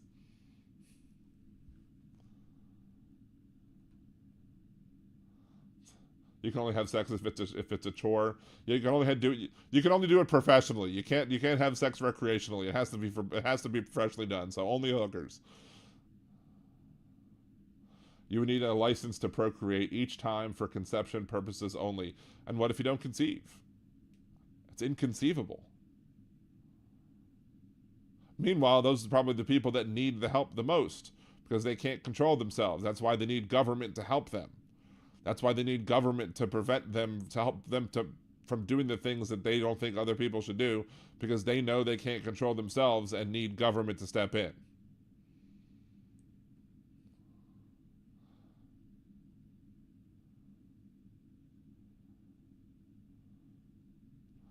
Suzanne, well, it's Star Trek time. Everyone live long and prosper. Live long and prosper. Yes, they want The Handmaid's Tale. By the way, never watched that show. I mean, my wife couldn't watch the show because she said it was too real. But it is a good show. It's just very telling that it actually hits home so well. What's up, Teresa? Good to see you. Thank you for joining. Abstinence. Yeah, Kimchi. The way abstinence education works so splendidly. So, yep. Teach people only to abstain. Don't teach them how to use condoms. Don't teach them how to protect themselves from STI. And you see large rates of teen pregnancy and chlamydia across the Bible Belt. Like, there's maps. All the states that voted to secede. All the states where chlamydia is the most prevalent. All the states where the teenage pregnancy rates are higher. All the states that meth labs are all over. All of these places have the same looking map. It's silly. It would be laughable if it wasn't true or frightening. Hey Josh, good to see you. Thank you for joining. Remember, we got 42 likes and 34 views. I almost flipped that around. If you've not yet subscribed to the channel, please remember to do so. Subscribe here at liberaldanradio.com, which is the YouTube channel. Follow me over on Twitch, twitch.tv/liberaldanradio as well. Download the game. Try to get to level 125 before tomorrow. At 6-ish or so. The links are pinned to the top of each chat. And then there's other ways to help the show as well. But the most important thing is liking videos, commenting on videos, sharing videos, making sure that other people see this channel and spread the word. Start spreading the word. See, would men care if they were told whether or not they could have a vasectomy? I think they would care if you had forced vasectomies. They'd cry a river. They'd be like, oh my God, forced vasectomies, you can't do that, it's my body. So, yeah. I mean, there's really, at this point, there's not too much of a need for me to have one, but I don't know. I mean, I don't think we don't think that pregnancy is possible at this point for us. So there's that, but I don't know. Big Hook. The theory is to use them as breeders and give children as confiscated to the state. Yeah, pretty much. See, Chris, luckily my dad knew that wouldn't work, and rather than saying don't do that, he took me to Planned Parenthood and got me on the pill when I was 15. Thank you, Dad. Yeah, your dad sounds awesome. My mom didn't necessarily take me to Planned Parenthood, but my mom wanted to show me the importance of how to use a condom properly. So she took a banana, and she took a condom, and she showed how to put the banana, how to put a condom on a banana.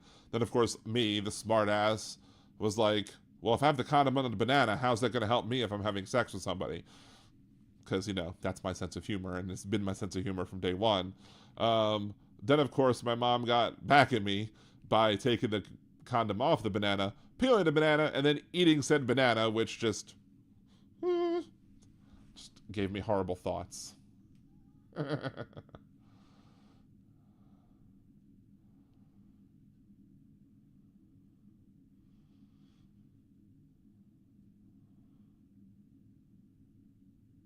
See, Liberal Dan, I fixed my question. All right, hold on. What's Misha's question? I meant to say, would they care more about what's happening to women? I don't know. Probably not. Simply because of the fact that you have, I think the men who care about what's going on with women and other persons who were assigned female at birth, I think those people, if they're going to care, they already do. If they're making it a big issue, they're already making it a big issue. The ones that don't care at this point, I don't know what else can be done. I don't know if forcing vasectomies would make them care more about women.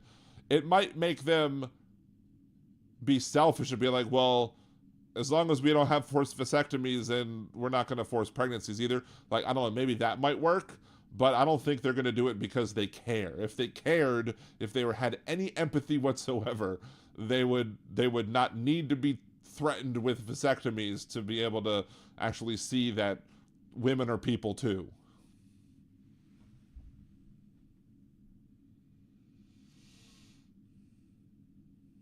Jeff Curry, I was probably 12, saw a headline in a grocery store on rag paper, Alan Alda is pregnant. I mean, stranger things have happened, maybe. You forgot with Elvis's alien baby. Exactly. Trucker John, I knew a girl in high school that had her mom put her on the pill. There were plenty of people. Like, there were people who, I knew there were people who, because they were very sexually active as teenagers, that their parents put them on like Norplant to make sure that no pregnancy would take place, because they knew that the sex was going to be happening anyway, so might as well make sure that no childbirths happened because of it. You had people who, there are people who, I do remember, like, what was it, one of my ex-girlfriends was on, it's not Nova, it was Accutane. She was on Accutane, and on Accutane you had to be on birth control because they didn't want to risk anything happening to cause you to have like an alien looking baby, because if you have Accutane and you get pregnant, you're going to have an alien looking baby, or you're likely to have like a baby that looks like a freaking alien. And my ex's mom, who's Catholic, was not happy at all that she was having to get put on the birth control, and she was like, well, it's either get the birth control pills and be able to get the Accutane, or suffer with this acne that I'm suffering with that's terrible, and because you want to make a big stink about whether or not on birth control. So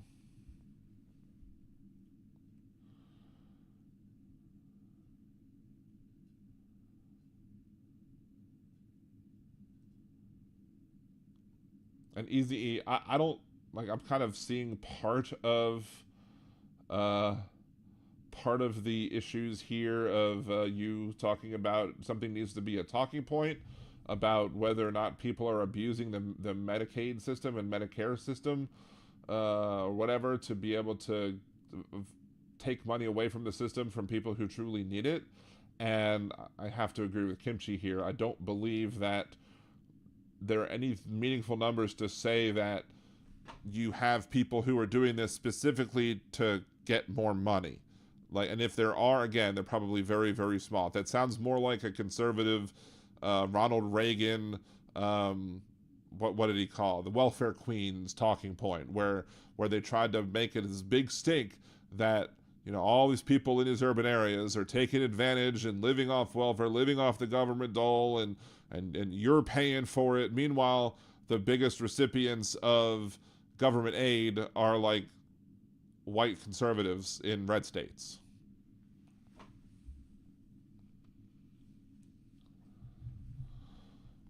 Welfare fraud is a huge problem in Appalachia. Surprised that they figured out how to do it. Sorry.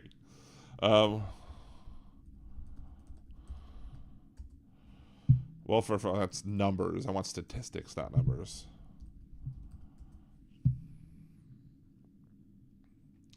Improper welfare payments, including welfare fraud and welfare abuse, are estimated to be 13.3% of all welfare payments. This is according to federalsafetynet.com, which I don't know if is a really verifiable thing, link that gives us qualified information.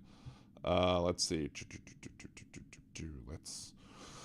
United States welfare fraud, which may include state or federal benefits, is low in incident numbers but widespread geographically. Much of it committed by persons other than the benefit recipients. Some of it stolen from them or collected after their death by others not entitled to it. Incidents of government program workers stealing or diverting benefits were prosecuted. In 2016, the Office of Investigations for SSA reviewed 143,385 allegations and opened 8,000 cases. Of those cases, about 1,100 persons were convicted for crimes. Recoveries amounted to $52.6 million, fines $4.5 million, settlements, judgments up to $1.7, and restitution to $70 million. Estimated savings were $355.7 million. In the first half of the fiscal year 2012, the Office of the Inspector General of the Social Security Administration was able to detect frauds that cost the government over $253 million. Let's see. One form of welfare fraud is called water dumping, is using food stamps to purchase bottled water, bearing bottle deposit for the purposes of emptying them and redeem bottles for cash. This practice has been included in the definitions of benefits tracking. Blah, blah, blah. Interesting. I mean, I wouldn't dump the water, but I mean, if you could buy the water that has a deposit on it and then return the bottles back to be recycling and get money for it, why is that fraud? Why would that be fraud? So, hey, Trucker John, thank you for subbing. Appreciate you. Or thank you for becoming a liberal danimal.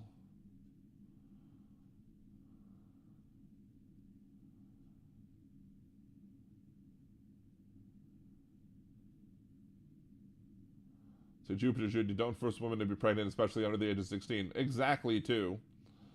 The problem is welfare fraud hurts people who need it. Well, I mean, is it really? Is it really hurting people who need it? Or is that just a talking point of conservatives? Is welfare fraud hurting people? That's a good question. Let's see. It's probably a bad question to Google. How many people don't get benefits because of welfare fraud? Maybe that could also be a bad quote, because it could be from mothers' pensions to welfare queens debunking myths about welfare. Common mindset through modern American history is that people living in poverty simply don't want to work, despite the fact white Americans benefit more from government assistance than people of color. Means-tested aid is primarily associated with black people and other people of color, particularly when the term welfare is used. For many Americans, the word welfare conjures up a host of disparaging stereotypes so strongly linked to stigmatized beliefs about racial groups along with crime. It is arguably one of the most racialized terms in the country. Myth: women on welfare have more children to get more money. Here we go. There we go. We found something that could debunk or whatever. Let's go to the alternate. Welfare, myth versus fact. Myth: women on welfare have more children to get more money. Fact: the annual birth rate for every 1,000 women aged 18 to 44 on welfare was 45.8, compared with an overall national rate of 71.1. So it seems to me that, looking at these numbers, that if you're on welfare, you're less likely to be having kids than you are if you're not on welfare. Your birth rates are lower for every 1,000 women for people who are on welfare versus ones that don't. Probably because if you're already on welfare, you don't want to put anybody else in that predicament. Origins of the welfare queen. We've discussed that, how it's Ronald Reagan. Myth: Americans won't. Let's see. Hold on. Myth: most Americans won't use the welfare system. Fact: about 2/3 of all Americans will use welfare for at least 6 months sometime between the ages of 20 to 65.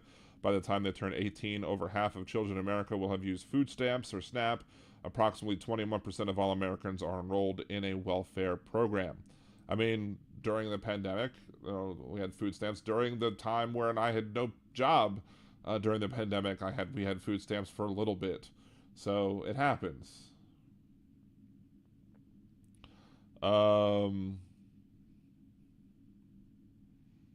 See what myth: welfare fraud is rampant and costs taxpayers millions. Fact: fraud accounts for less than 2% of unemployment insurance payments. A 2018 report by the Congressional Research Service found that for every 10,000 households participating in SNAP, 14 were determined to have committed fraud, and for every 10,000 paid in benefits, just $11 was overpaid due to recipient fraud. Reagan versus the welfare queen. We already talked about that before. But yeah, so the idea that we are somehow have a system where people are being harmed because other people are abusing welfare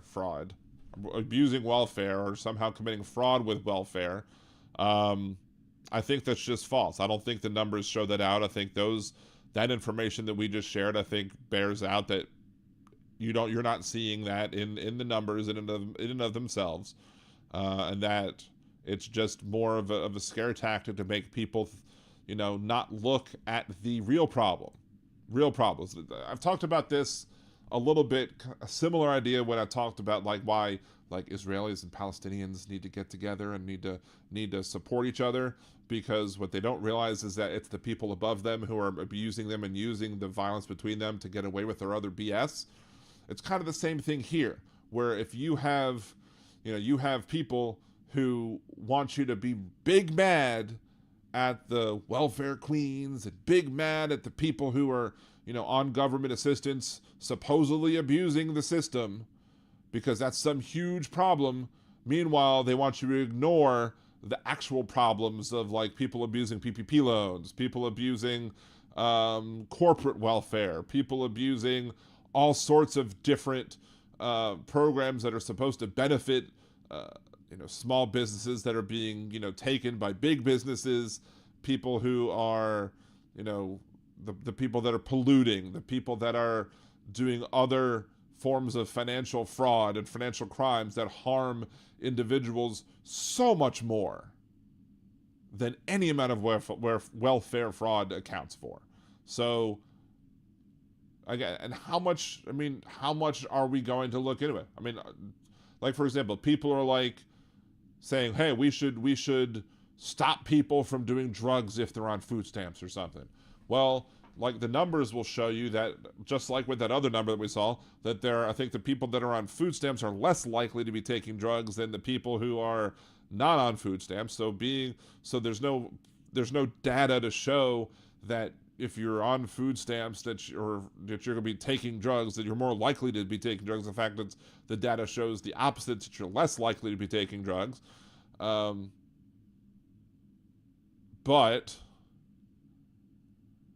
they don't want to worry you. They don't want you to pay attention to the man behind the curtain, and they're not going to ask the people who are getting corporate welfare to make sure that they're not on drugs, right?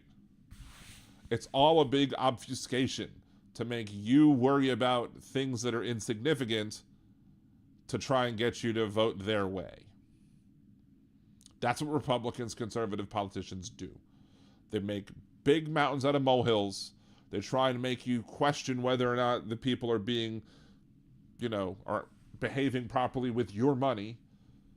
But then, all of a sudden, they don't want you to actually look into the actual people that are actually committing real fraud, real criminality issues, etc. Pay no attention to the man behind the curtain.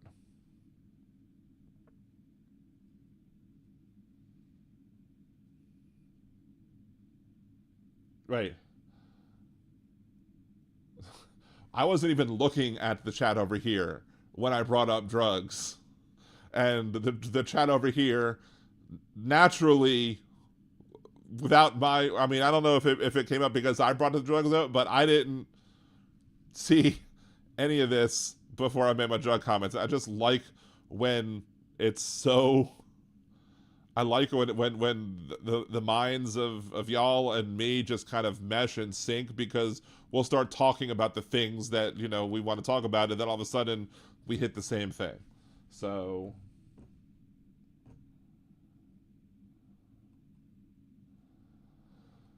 let's see. KQB, there are numerous invisible, and also, yeah, KQB, that's another thing to point out. There are invisible disabilities. They may seem able to work, but cannot hold down a full-time position, and part-time will not be enough to survive, and they will lose any assistance. That's true. And getting disability is very difficult. Like, for a while, when my wife had a really bad psoriasis, and there was none of the drugs were helping. She had 70% coverage all over her body, plus she had psoriatic arthritis. She tried to claim disability because it just hurt to get dressed and go to work, and she was actually working in the office at the time. And disability was like, nope, sorry, you're not disabled enough. We don't consider you disabled enough to be able to not work, even though she literally was in pain going to work because she had to deal with all of the abrasions and stuff dealing with the psoriasis. So you can't. It's very hard to commit disability fraud because it's very hard to get disability approved in and of themselves. So one of the interesting things with SNAP that was done by my older son's school was, instead of requiring everybody to get school lunches, instead of requiring everybody in the school to qualify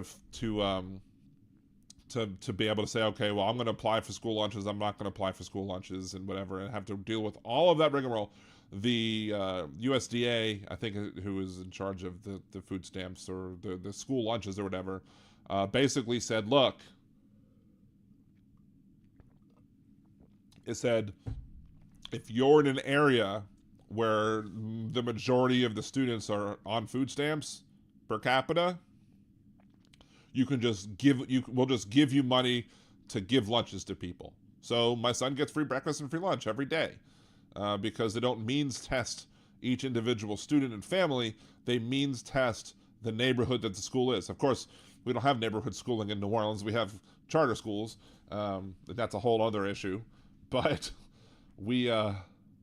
it's definitely a benefit that we get. And some might say, well, do you really need to have him eat school lunch? I'm like, probably not, but it's a program that's available for him because he goes to the school that he goes to, and why not use it? And it's not fraud. It's a legitimate government program that just changed the way of how we look at things. I think it's a better way. But of course, there was a federal program that would give students free lunches over the summer. And what happened to that program? It still exists federally.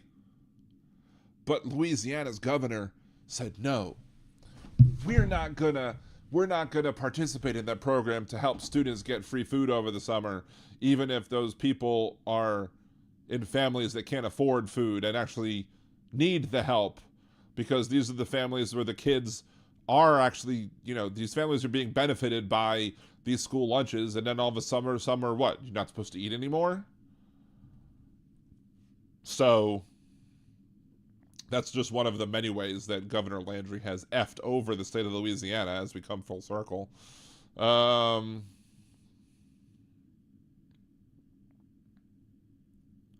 See, all area use welfare today. I live in a high-end area, and some people on fixed income go to food pantries. Yeah. See, Kim, how do you know they're lazy? West Virginia has very few jobs. I know because my family lives there. It's a real struggle.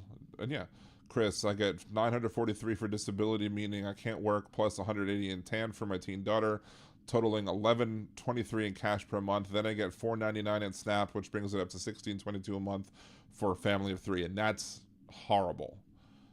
And I think you could work, you can pull in some sort of income but if you make a little bit, it's like, but the way we calculate benefits in this country, whereas like if you're on disability and you make, like, if you could only make $1,000 in a week, in a month, or whatever, or you lose your benefits. So it goes from like $999.99. If you make $999.99, you're good. If you make one more penny, you lose everything. And no, that's a horrible way to do benefits anywhere. We should do benefits in a way that scales it so that, okay, so you're never going to have a situation where earning you $1 more pay is going to lose you $1 more benefits.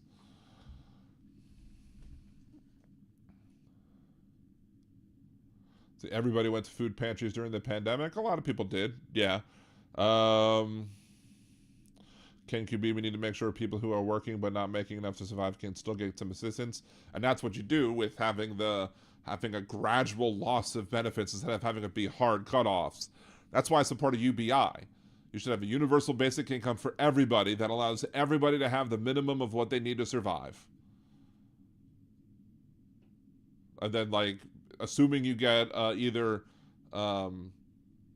assuming you either are working a minimum wage job and or maybe you're on unemployment, and not have the UBI affect unemployment at all. And then as you gain money, as you get more and more money, yeah, you're going to have to pay a little bit more in taxes to offset the cost of the UBI.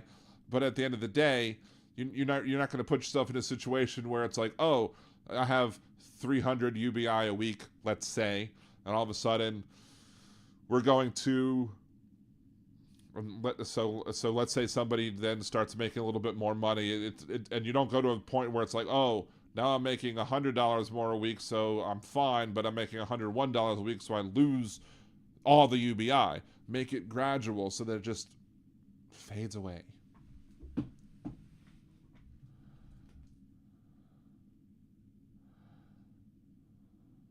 Let's see. Oh, I scrolled too far again. The only reason my husband got approved for disability so fast is because he had long-term disability and he hated paying his full salary.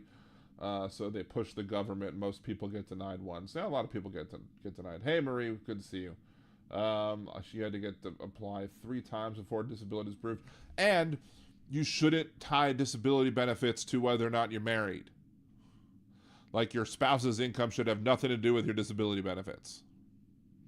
That's another way that people who are disability are disenfranchised by this country, is that they force, like, for some magical reason, if your spouse is making money, it's a disincentive to get married. It's a disincentive to try and form a family around that, because, oh, let's say, husband does well or wife does well and the other spouse is on disability. Well, then you're going to say they can't get the help that they need simply because their other partner is making money? That shouldn't be the case.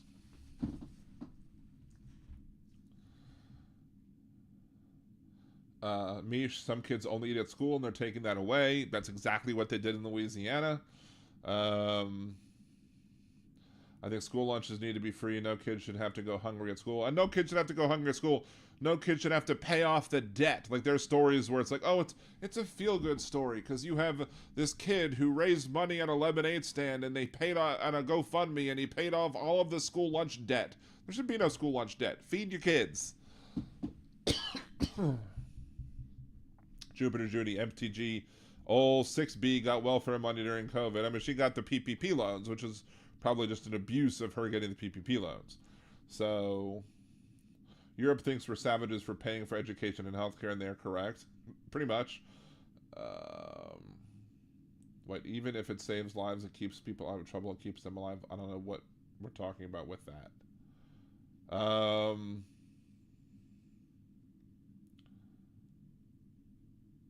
Midas, Kevin Anderson, Kimchi, Kim Proud Dem. Don't care what you make your handle to be, you'll always be my friend. Oh, that's so sweet. Yes, hunger can cause crime issues. It can, because you have to steal to get to food. If you can't afford the food, you're going to steal to get the food. And I don't begrudge anybody for like shoplifting food so they can eat. Like, I'm not going to yell at that. Like, mind your business. If you see somebody shoplifting food, mind your business.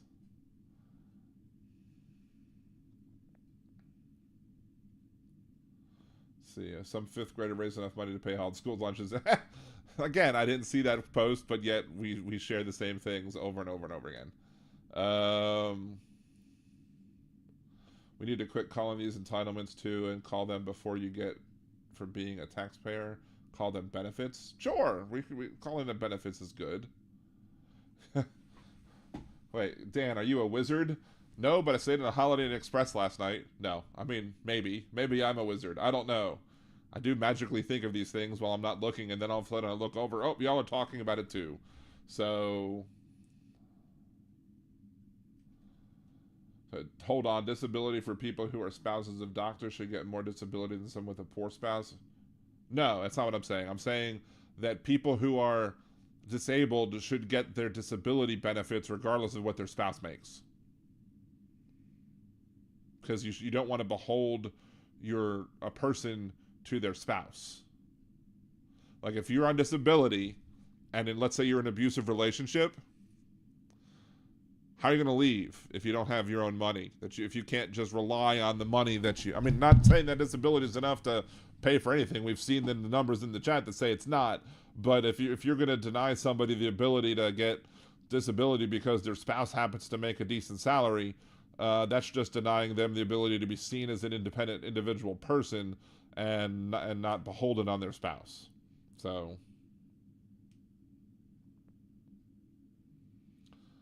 see, Andrea. Oh, wait, hold on. I really think they do. Busted my shoulder going in the back door of the polling station to work for the election on 3-5. If it weren't for my husband, I don't know what it would do. MTG likely got her loans illegally. Probably. Kim Chi. Lots of PPP loans were forgiven that were scams. Yeah, unfortunately, they did forgive a lot of the ones that they shouldn't have forgiven.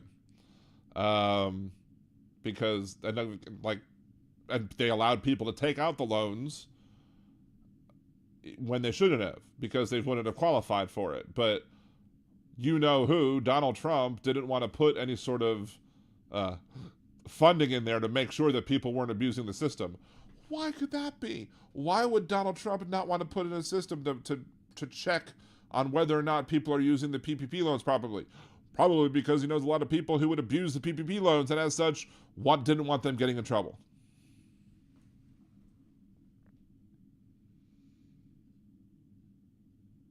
To Trucker John, a lot of these programs like SAP and CHIPS Act lift millions of people out of poverty, but we can't afford those because we must give tax breaks to the top 0.1%. That's also true.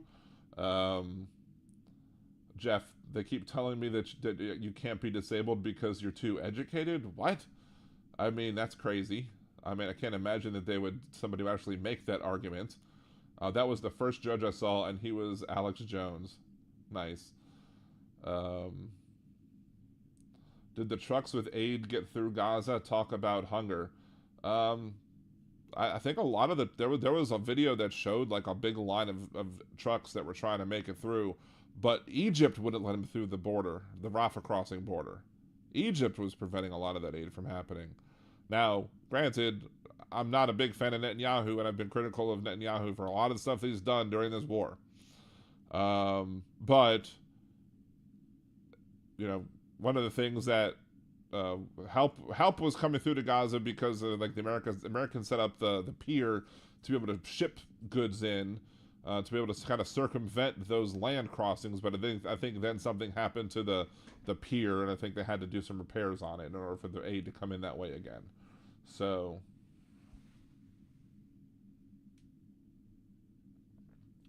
Marie says disability is only based on the person applying, but if the person gets married, that's joint income and that counts against them, doesn't it?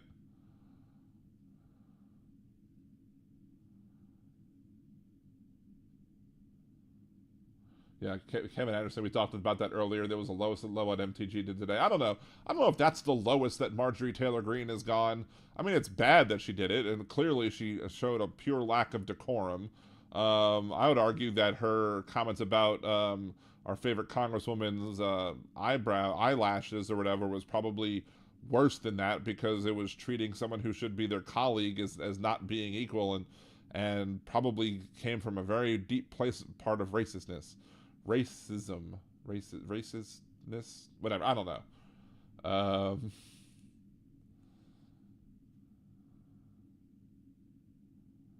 Marjorie, mitochondria green. What? Bought a hammer with the PPP money. Oh, M Trader Green. I thought mitochondria. I thought I said mitochondria green. The mitochondria is not the powerhouse of that cell. That's for damn sure. Yeah, Trump did not want to hire people to make sure PP loans was done properly. He did it because he would lose votes from wealthy people. Yep, exactly. People ask why I say to vote blue. It's because the GOP doesn't GAF about poor and working class people, only their billionaire donors. Exactly. But for some reason, there are people who are coming to this shadow call the program who will basically say, like, oh, Donald Trump's a man of the working people. No, he's not. He's never been a person of the working class at all.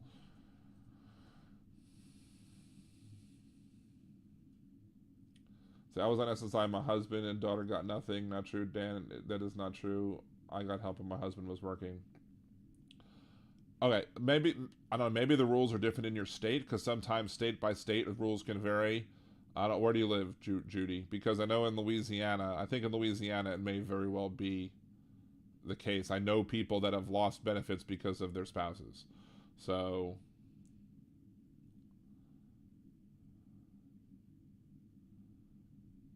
yeah, Jasmine Crockett is definitely not one to mess with. Old 6B. Mitochondria infected gangrene goon.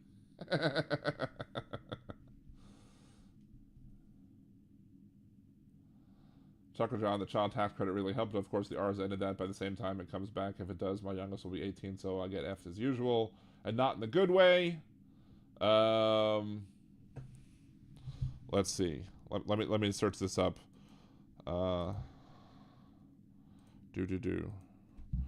Does spousal income affect disability? Does spouse's income affect disability benefits?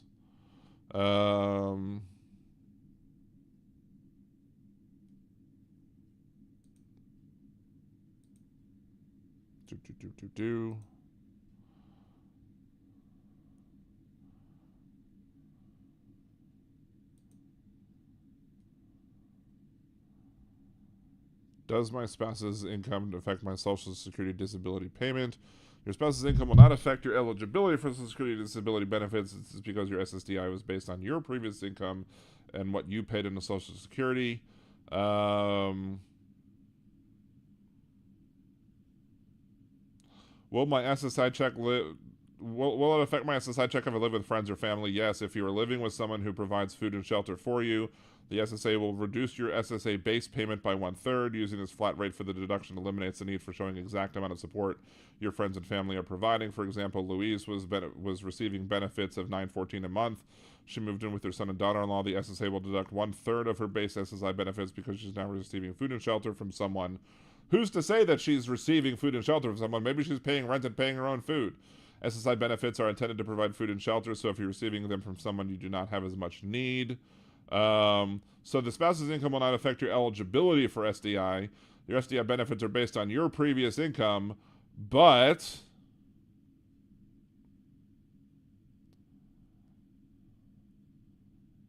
problem is that if you're living with your husband and your husband's providing that money, then your capability of getting it, but they're reducing your payment by 1/3.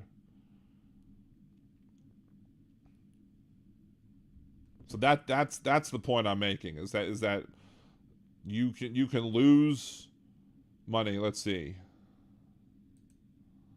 Social Security Administration, effects of marriage and on eligibility amount of benefits. If you have an ineligible spouse, counting income, if you apply for or receive SSI benefits and you are married for someone who is not eligible for SSI benefits and you're living in the same household as that person, we may count part of that person's income as yours. Counting part of that income as yours may reduce the amount of benefits that may even make you ineligible. See Section 416 discuss the amount of benefits, and 416.113 counts how we count income for an individual with an ineligible spouse. But that might be SSI benefits and not disability. Benefit under this part for eligible individual, including individuals receiving benefits payable under 416.212 provisions, who does not have an eligible spouse, who is not subject to either benefit suspension, blah, blah, blah, blah, blah, shall be payable at a rate of $5,640 per year.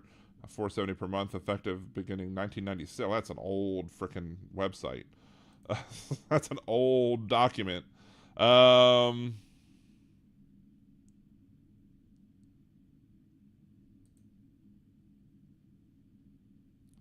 Does a spouse's income affect my disability benefits? Your spouse's income might affect your disability benefits depending on which program pays you benefits. The good news is that SSDI program, which is the disability program for those who paid FICA, has no household income as your husband or wife income. Only matters for SSI low-income need-based disability program. If you're married and your husband or wife make an income, SSA program might deem part of your spouse's income available to you. We'll explain that below. Who's considered a spouse? Blah, blah, blah. We know who's a spouse or whatever. When does your spouse's income affect your disability benefits? If you're receiving SSI and your spouse can make a small income and have that count against you, your amount depends on whether or not you have children. But if you and your spouse have no children, your spouse has more than $472 per month in earned wages, Social Security will consider your spouse's income as available to you. So the low income portion, I think, is the portion that can be affected. How much can your spouse have without it affecting your benefits? Think of it in terms of annual income. Social Security may deem part of your spouse's income to you if you have no children. Your spouse is more than $5,664. So monthly threshold for deeming spouse's income, $472 a month. Annual, $56.76. Then the more children, it adds more and more.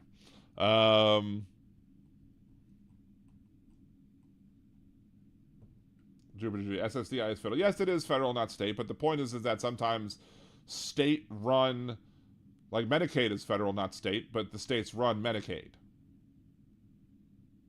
So if I had when I had Medicaid over the course of the pandemic, because we didn't have official jobs, so they threw me when I went to apply for healthcare.gov, and they said, "Oh, what's your income?" Well, the income's nothing right now. Oh, you're going on Medicaid. Medicaid is run by the Louisiana Department of Health, is what runs Medicaid. Even though it's a federal program, it's still run by the state. It's managed by the state, who then passes it off to several private companies like United Healthcare, Blue Cross Blue Shield, stuff like that as well.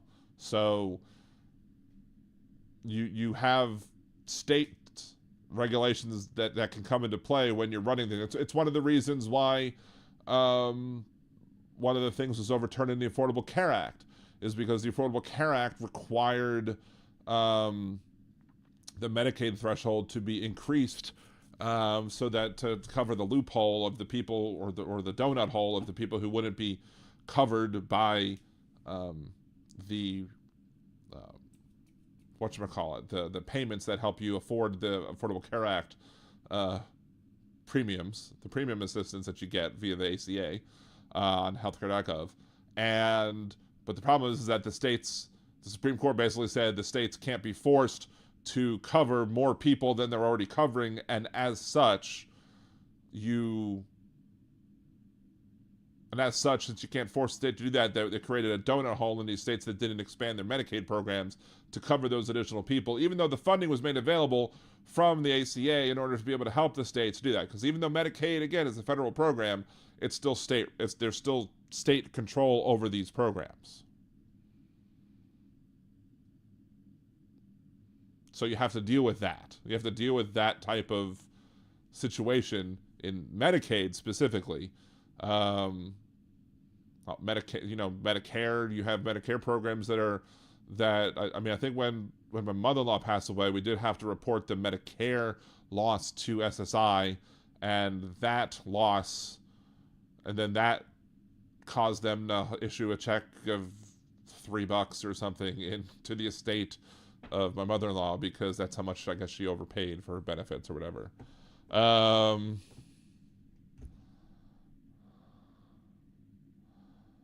Big Hook, sorry if I offended you people, but or sorry I offended anybody, but we look at you guys as crazy. Well, I mean, we elected Donald Trump. That should already prove that a big bunch of us are crazy, right?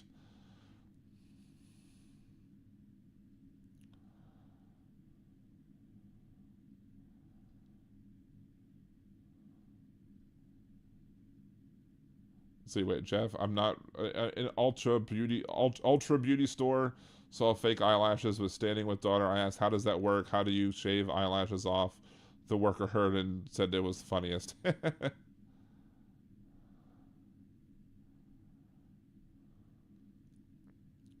See, how many women are in abusive relationships because of financial circumstances and medical benefits? You guys are, well, don't use the R word, but by not having free medical and child tax benefits. I mean, yes, we are stupid for not having such things. Agreed.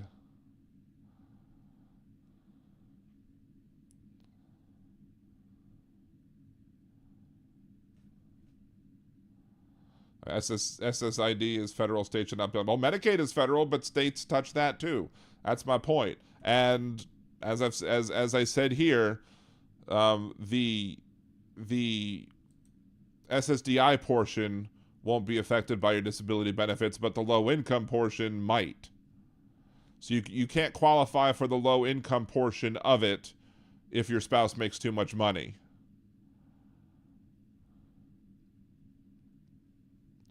Your husband's or wife's income only matters for SSI, the low income need-based disability program. So while your disability benefits overall, the main chunk may not be affected by that. The other chunk, the SSI, the low income need-based disability program, can be affected by it. And this is like the second website I found this on. So while you're not going to lose everything, you're still treated as if you're not eligible for all the money that you'd be able to get because your spouse's income is counted against you when it comes to that portion of it.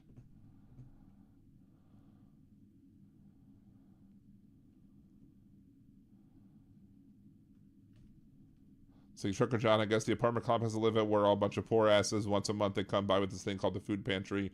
You can get a free bag of food. That's pretty awesome. Yeah, Kimchi, they still have to follow the federal rules, but not even then, because the federal rule was that you had to expand Medicaid for the Affordable Care Act, and they didn't do it, and the Supreme Court said, oh, well, no, you don't. You don't have to do it either. So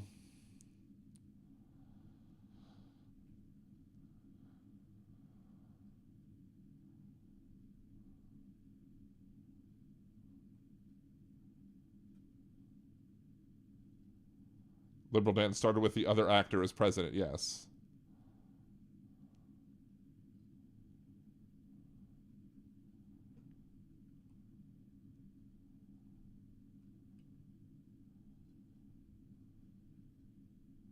Flat tax penalizes lower incomes. It should be proportionate to income, i.e. the more you make, the more you pay, because, say, 10% flat tax would be much more burdensome to someone who's low income.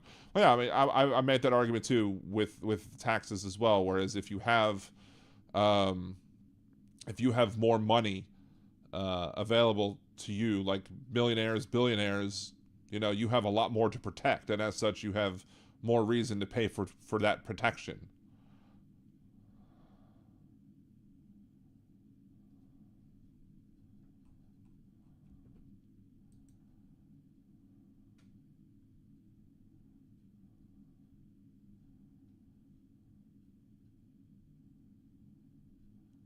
So everything I'm finding on the internet discussing disability says SSDI is not affected, but SSI is, and that was my point. That you will lose some, you can lose some benefits if depending on your spouse's income, not the SSDI, but the low income SSI, and you shouldn't have to. You shouldn't have to lose benefits because of what your spouse makes. I found, and I saw this specifically on the government's website, and other things as well. I mean, we can argue about it all you want. I'm not going to argue about it anymore.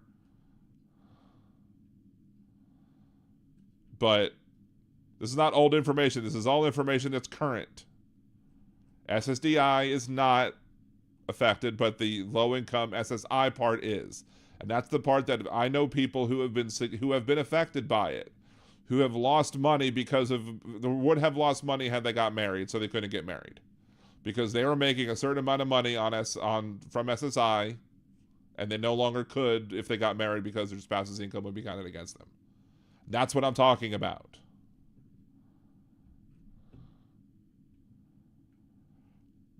But It said specifically here that it's the low income disability SSI. It's still related to the disability. If it was not related to the disability, we wouldn't be having this discussion. I'd say, yes, you're absolutely 100% right. I'm absolutely wrong. But this is specifically stating that the SSI disability portion, if you're getting for low income, not just general welfare, but the SSI disability portion can be affected by your spouse's income. And I've known people who have been in this situation who have chosen to not get married because they would lose that part of their payments.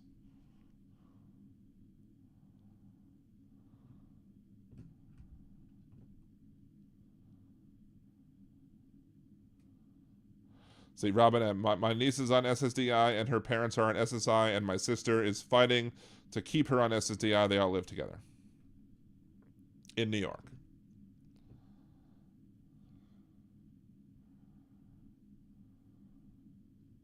So Ken QB, too many people think that they would rather have people do without assistance if one person abuses the assistance rather than give the assistant and weed out the abusers. Yeah, exactly. But and in some cases, it's not even worth it to weed out the abuse because the abuse is negligible. The amount that you would spend on weeding out the abuse is more than what the money you would save would be. So sometimes there's just a certain amount of waste, whether that waste comes in misspent money, whether the waste comes in fraud, whether it comes in a form of abuse. There's just a certain amount of fraud, waste, abuse, etc. that's going to come with any large system, that it's just not worth it to spend the money to try and root it out, because you would spend more money trying to root it out than you would actually saving money once you got it rooted it out. So sometimes it just doesn't make sense to focus on those things. Meanwhile, we have a system where the Republicans don't want to hire more people to investigate tax fraud because they're afraid that they might get caught doing tax fraud, because we don't have the ability to investigate the millionaires and billionaires who are doing tax fraud, because the Republicans cut the amount of people that we would be able to hire. And then they're trying to say now that the amount of money that Biden wants to spend to kind of get people hired in via attrition is somehow going to be all coming after like Ma and Pa. And Ma and Pa are sitting there being like, oh, you're right. And they believe the bullshit because it's bullshit.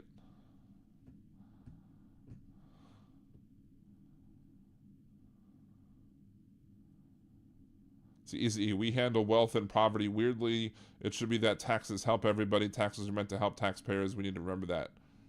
Yeah, that's a good point. Unfortunately, we don't.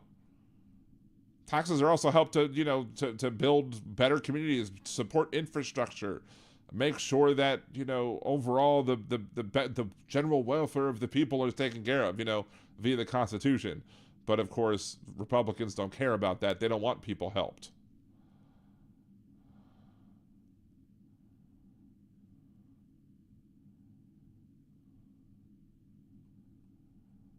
Easy. I'm okay with helping immigrants if they come back. Most immigrants are taxpayers and don't get help. Because a lot of times what happens is that these companies who will hire people against our wage laws, they'll still have to pay money into the Social Security system that none of these workers will be able to take out. None of these workers will be able to take this money out because either they're using a fake Social Security number, or they're using somebody else's, or what have you, and they'll sit in there and they'll just pay into the system, and that they'll never be able to take the money out of the system because all of these big businesses want to hire cheap labor and want to do it under the table as much as possible, but they still end up having to pay some benefits into it. And of course they pay other taxes like, gasoline taxes and other taxes that are sales taxes and stuff like that.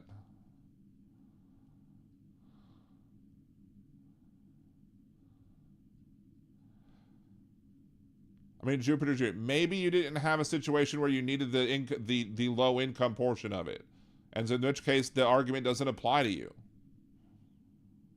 I'm just saying is that from several of these websites that I've found,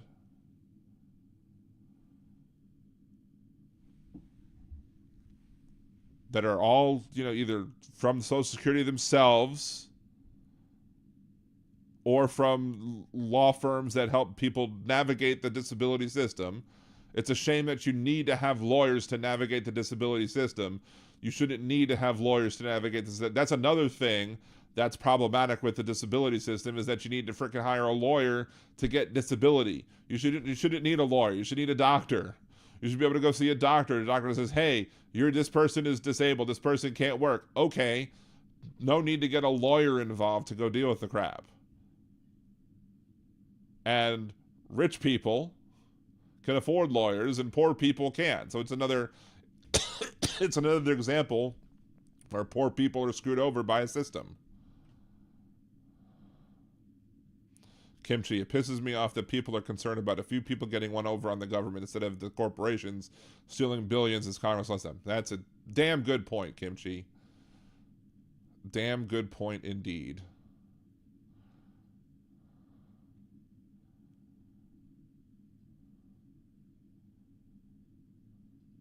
So Kimchi, I too am against corruption of any time, so I will go after those at the low end and high end of fraud and corruption.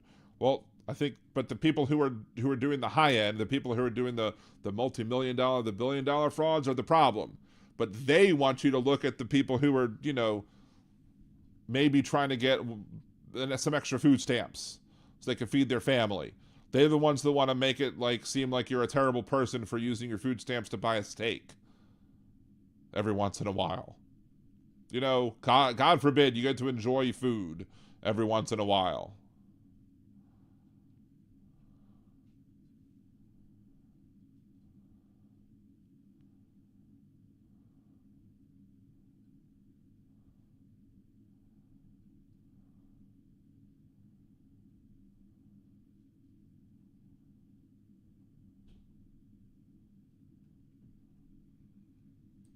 So anyway,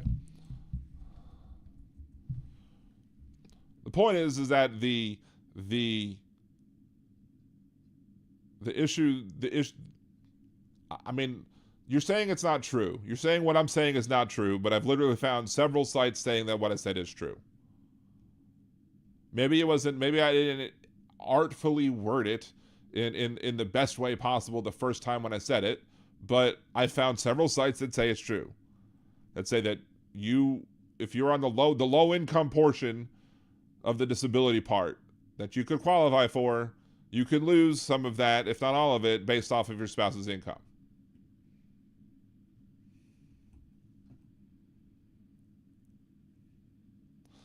See, Easy Network, I'm talking about the actual fraudsters, not those who buy steak with food stamps. But that's the thing, is that the people who are making a big deal out of the so-called fraudsters, the people who are supposedly committing fraud, are lumping in with all these examples of, I saw somebody buy steaks with food stamps, it's terrible, boo-hoo.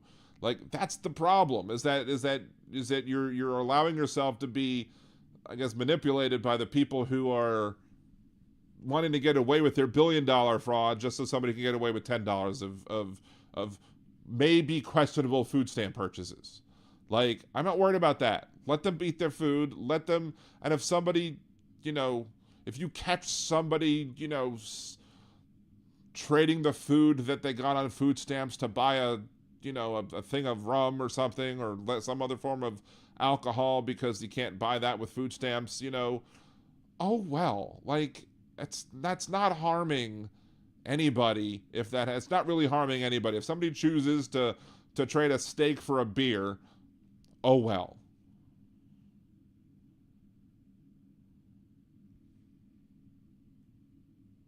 But if somebody's choosing to shunt millions and millions and millions of dollars of PPP loans when they shouldn't have taken out in the first place because, they didn't want to put any safeguards in to stop people from doing it, that's the problem.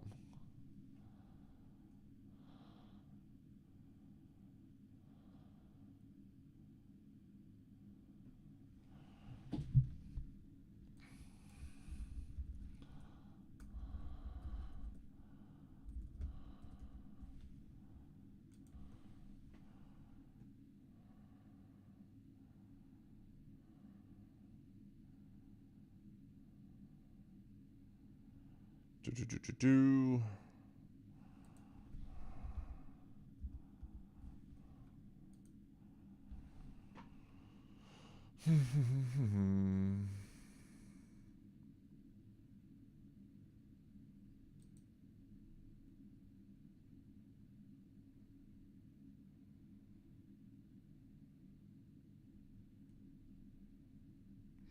right, let's look at the SSA website, ssa.gov.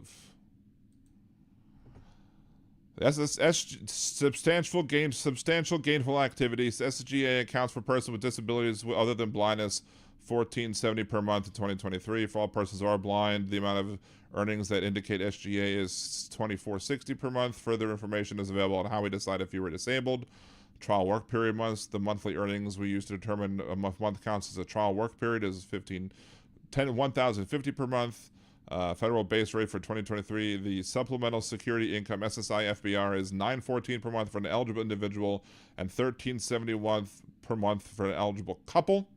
For 2023, the amount of earnings that will have no effect on eligibility benefits for SSAI beneficiaries who are students under age of 22 is $89.50 a year.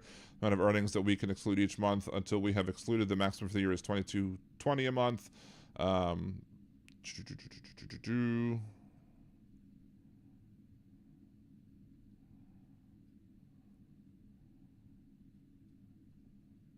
So there you go. Federal benefit rate for 2023 supplemental security income for FBR is $19.14 a month for eligible individual and $13.71 per month as an eligible couple. So that's what I'm talking about.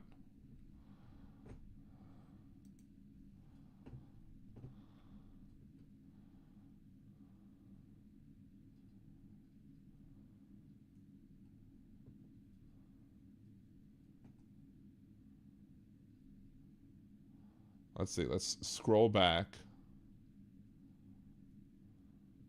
Chat. That's what I said. That's what I've been saying. Yes, SSDI is not affected by spouse income, but SSI is. That's what I'm saying. And I know people who couldn't get married because they didn't want their potential spouse's income to be affected, have them lose the SSI benefits. But for some reason, I'm terrible for saying that. I don't know why. I don't know why me saying that is such a terrible, horrible thing. Why I'm wrong for saying it when I'm clearly reading it from all the sites, including the government's websites. So, whatever. Not arguing anymore. See.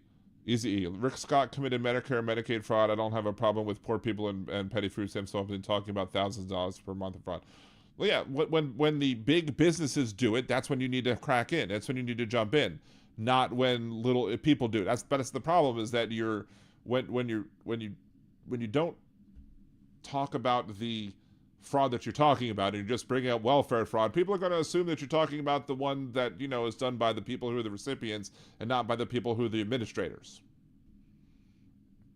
So if you want to talk, that's one of the things we need to be better. I mean, I could have better worded my argument about, or my statement about, to make sure that I was talking about the need-based stuff and not the base disability stuff. But you know what? It is what it is. And at the end of the day, now, hopefully, that argument is clear. But at the end of the day, we need to be more clear in what we're arguing about, because if you argue about just general welfare fraud in general, people are going to assume you're talking about the people who are the recipients of it, and the small scale using of funds, and maybe they didn't use it exactly as they should, but who the hell cares type of fraud. And then instead of looking at the corporate mega fraud that goes on, either from the people who are administrating these administrating the plans, and or who are trying to manipulate the system to better themselves to the detriment of others. Those are the people that are harmful. The big time people, not the little ones.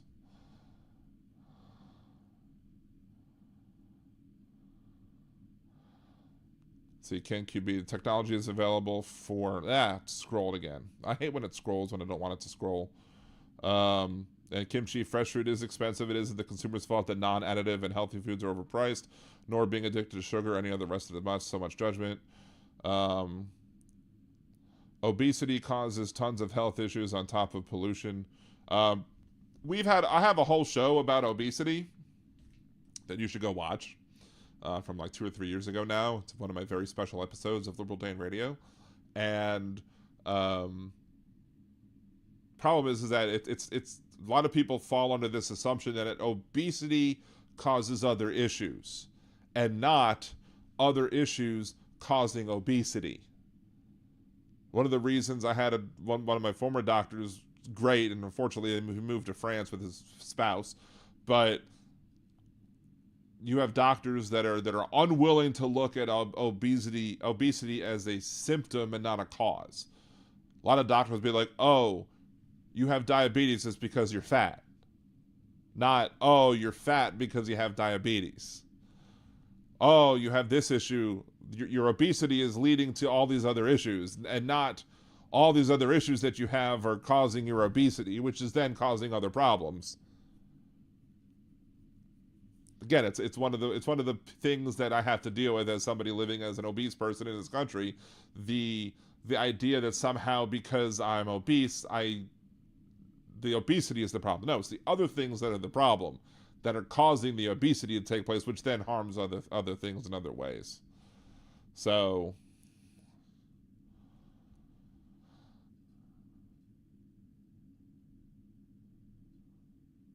the technology is available for a discounted value on the cars for fresh food. It should be, but unfortunately we don't like to, we use technology for the wrong things, not the right things.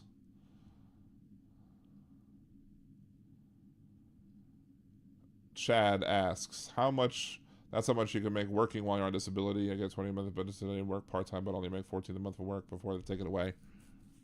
Right, but the SSI benefit is as a couple. How much you as a couple can work if you're getting the SSI disability portion of the payment. That's my point, is that your spouse's income can affect your ability to get the SSI disability funds, and not the SSDI, but the SSI disability funds. That's my point.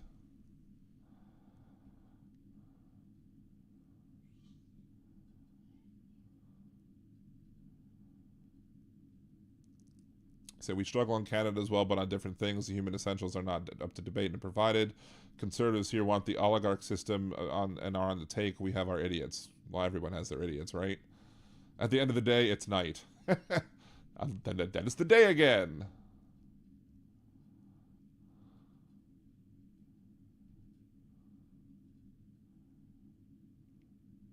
Pablo Bank, how could El Dan be wrong? I mean, I've been wrong once or twice, and I inartfully worded the initial argument poorly, and now that we have a better understanding of it, I'm wording the argument better. But yes, poor folks get the shit end of the stick. Why we should stop poor folks from getting the shit end of the stick.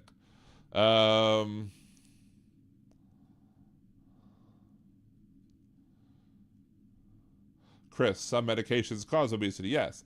And some medications that can stop you from being obese and help you not be obese won't be allowed to be prescribed by your insurance because you're not sick enough. Back to that again. When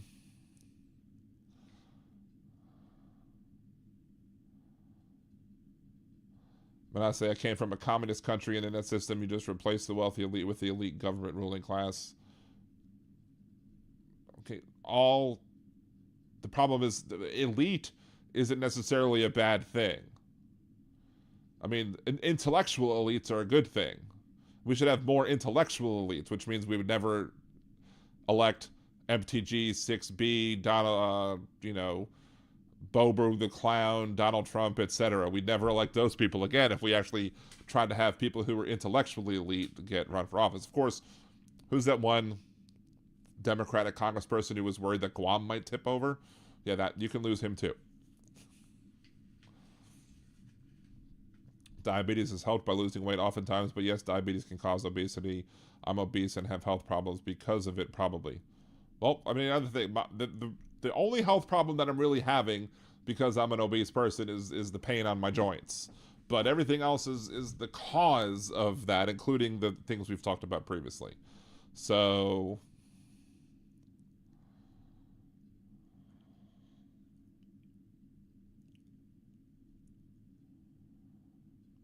you can lose weight by caloric restriction. Yeah, I mean, I did lose weight for a bit. I was doing a counting calories and everything like that, and it's the The problem is that a lot of people can't.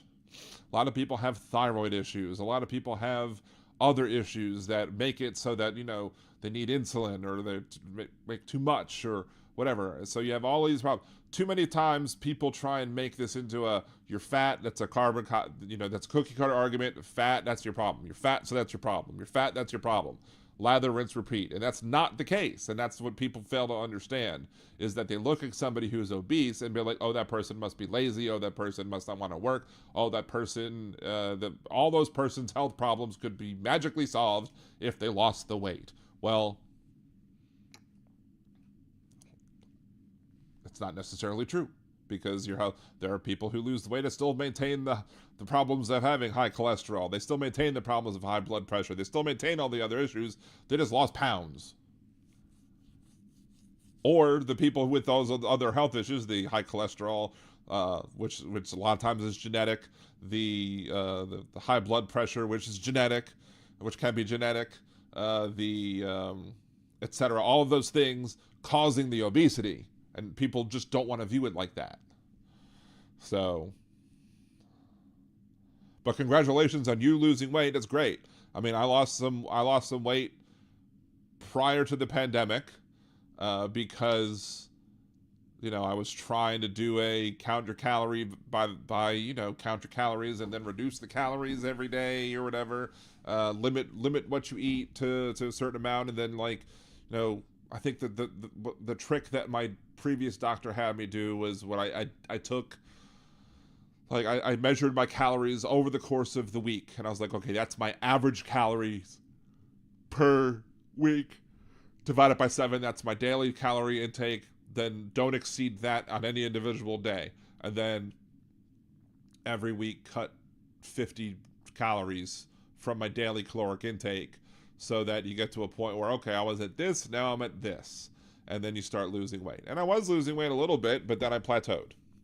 And then you plateau, and you struggle, and you suffer, and you get upset, and you get depressed, and then whatever. Plateaus probably are the things that harm weight loss more, because you get frustrated, and then you want to go eat a cookie.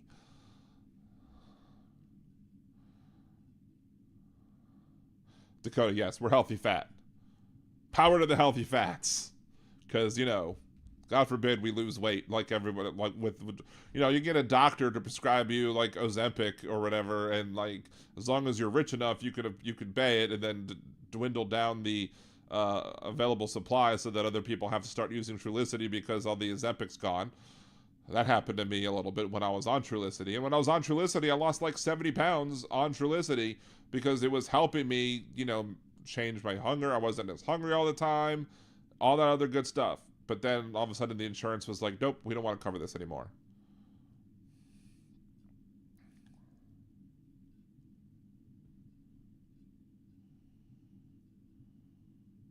Yeah, my son was diagnosed with underactive thyroid. That's causing his weight issues. Yeah, there is no system. Manasseh says there's no system that doesn't have corruption, because power corrupts and absolute power corrupts absolutely. And if you've eliminated communism and you made it all a capitalistic society, all the capitalists will have the power, and they'll abuse the power too. So I've been looking into intermittent fasting as well, Chad. I just haven't fully informed myself on all the best ways to do it and what exactly, because it says you can have anything you want in those hours, but then what does that really mean? So, and here's the thing. Manasseh says, absolutely, easy, simple change. Just like walking a mile a day will make a big change. Well, it'd be great for me to be able to walk an hour a day, or a mile a day, or whatever. That would be wonderful, except for the fact that my knees hurt because I'm obese. So I can't necessarily walk a full mile in a day because I'm going to hurt. It's going to be painful. So I can't do the walking. That's the problem.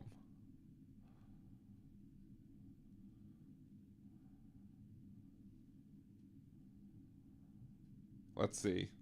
I maintain no one has ever created a communist state, with exception maybe hippies and liberal Jews. Well, you have the kibbutzim in Israel, where you work together and you do things for the collective good. But that's what communes are. A kibbutz is a commune. So communism requires a small commune, and the people that work in the commune for the for to create and produce things for the benefit of the kibbutz in and of itself are selling those goods in a market.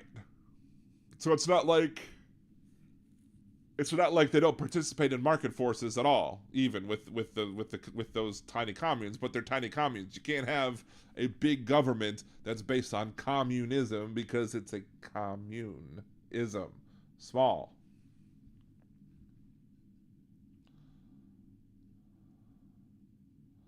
Andrea, I'm trying intermittent fasting. Some days are better than others. Aaron, I can't walk a mile. I feel you. Hashimoto's is no joke. Docs medicate the numbers instead of the symptoms. You never really feel the same. I've heard that with people that I know who have Hashimoto's as well. You have to make yourself get up to 1 mile. But still, again, my knees have been really bad in the past couple of weeks. So and they're in pain. Like walking around the house even sometimes is a pain in the neck. What if I can't go walking? Is this too hot? Can't go to the gym? Is that a replacement part? What's it going to do? Best I can do with what I have. Exactly. And again, it's very, very hot here in New Orleans. Me walking in the heat is not necessarily going to be the greatest thing.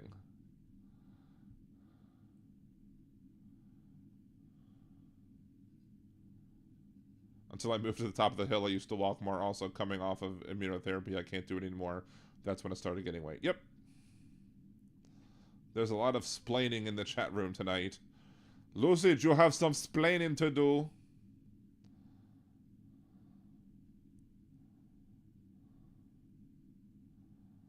Pain means you're literally causing damage. Right. And so why would I want to walk on a hurt knee that's going to make me hurt even more?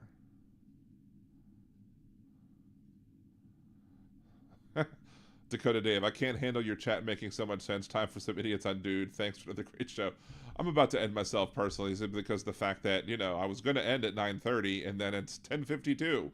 So we've rambled on for over an hour and a half longer than I intended to because, I interact with my chat. So there you go. Yeah, kimchi. You get into a groove and your disc slips and you have to lie in bed for an hour to 3 times a day. That happened to me like back in 2018 or 2017. It was when I was between full-time jobs and I was doing Uber and Lyft, and I became home from like Thanksgiving visiting family, and I don't know what the hell happened, but I just woke up the next day and my back was killing me. I couldn't do anything. I could hardly walk. I could hardly make it to the bathroom. Like I forced myself to make it to the bathroom because, well, I didn't want to poop in bed or anything. But, that's my point, is that sometimes things interfere with the ability to do what the normal advice is. So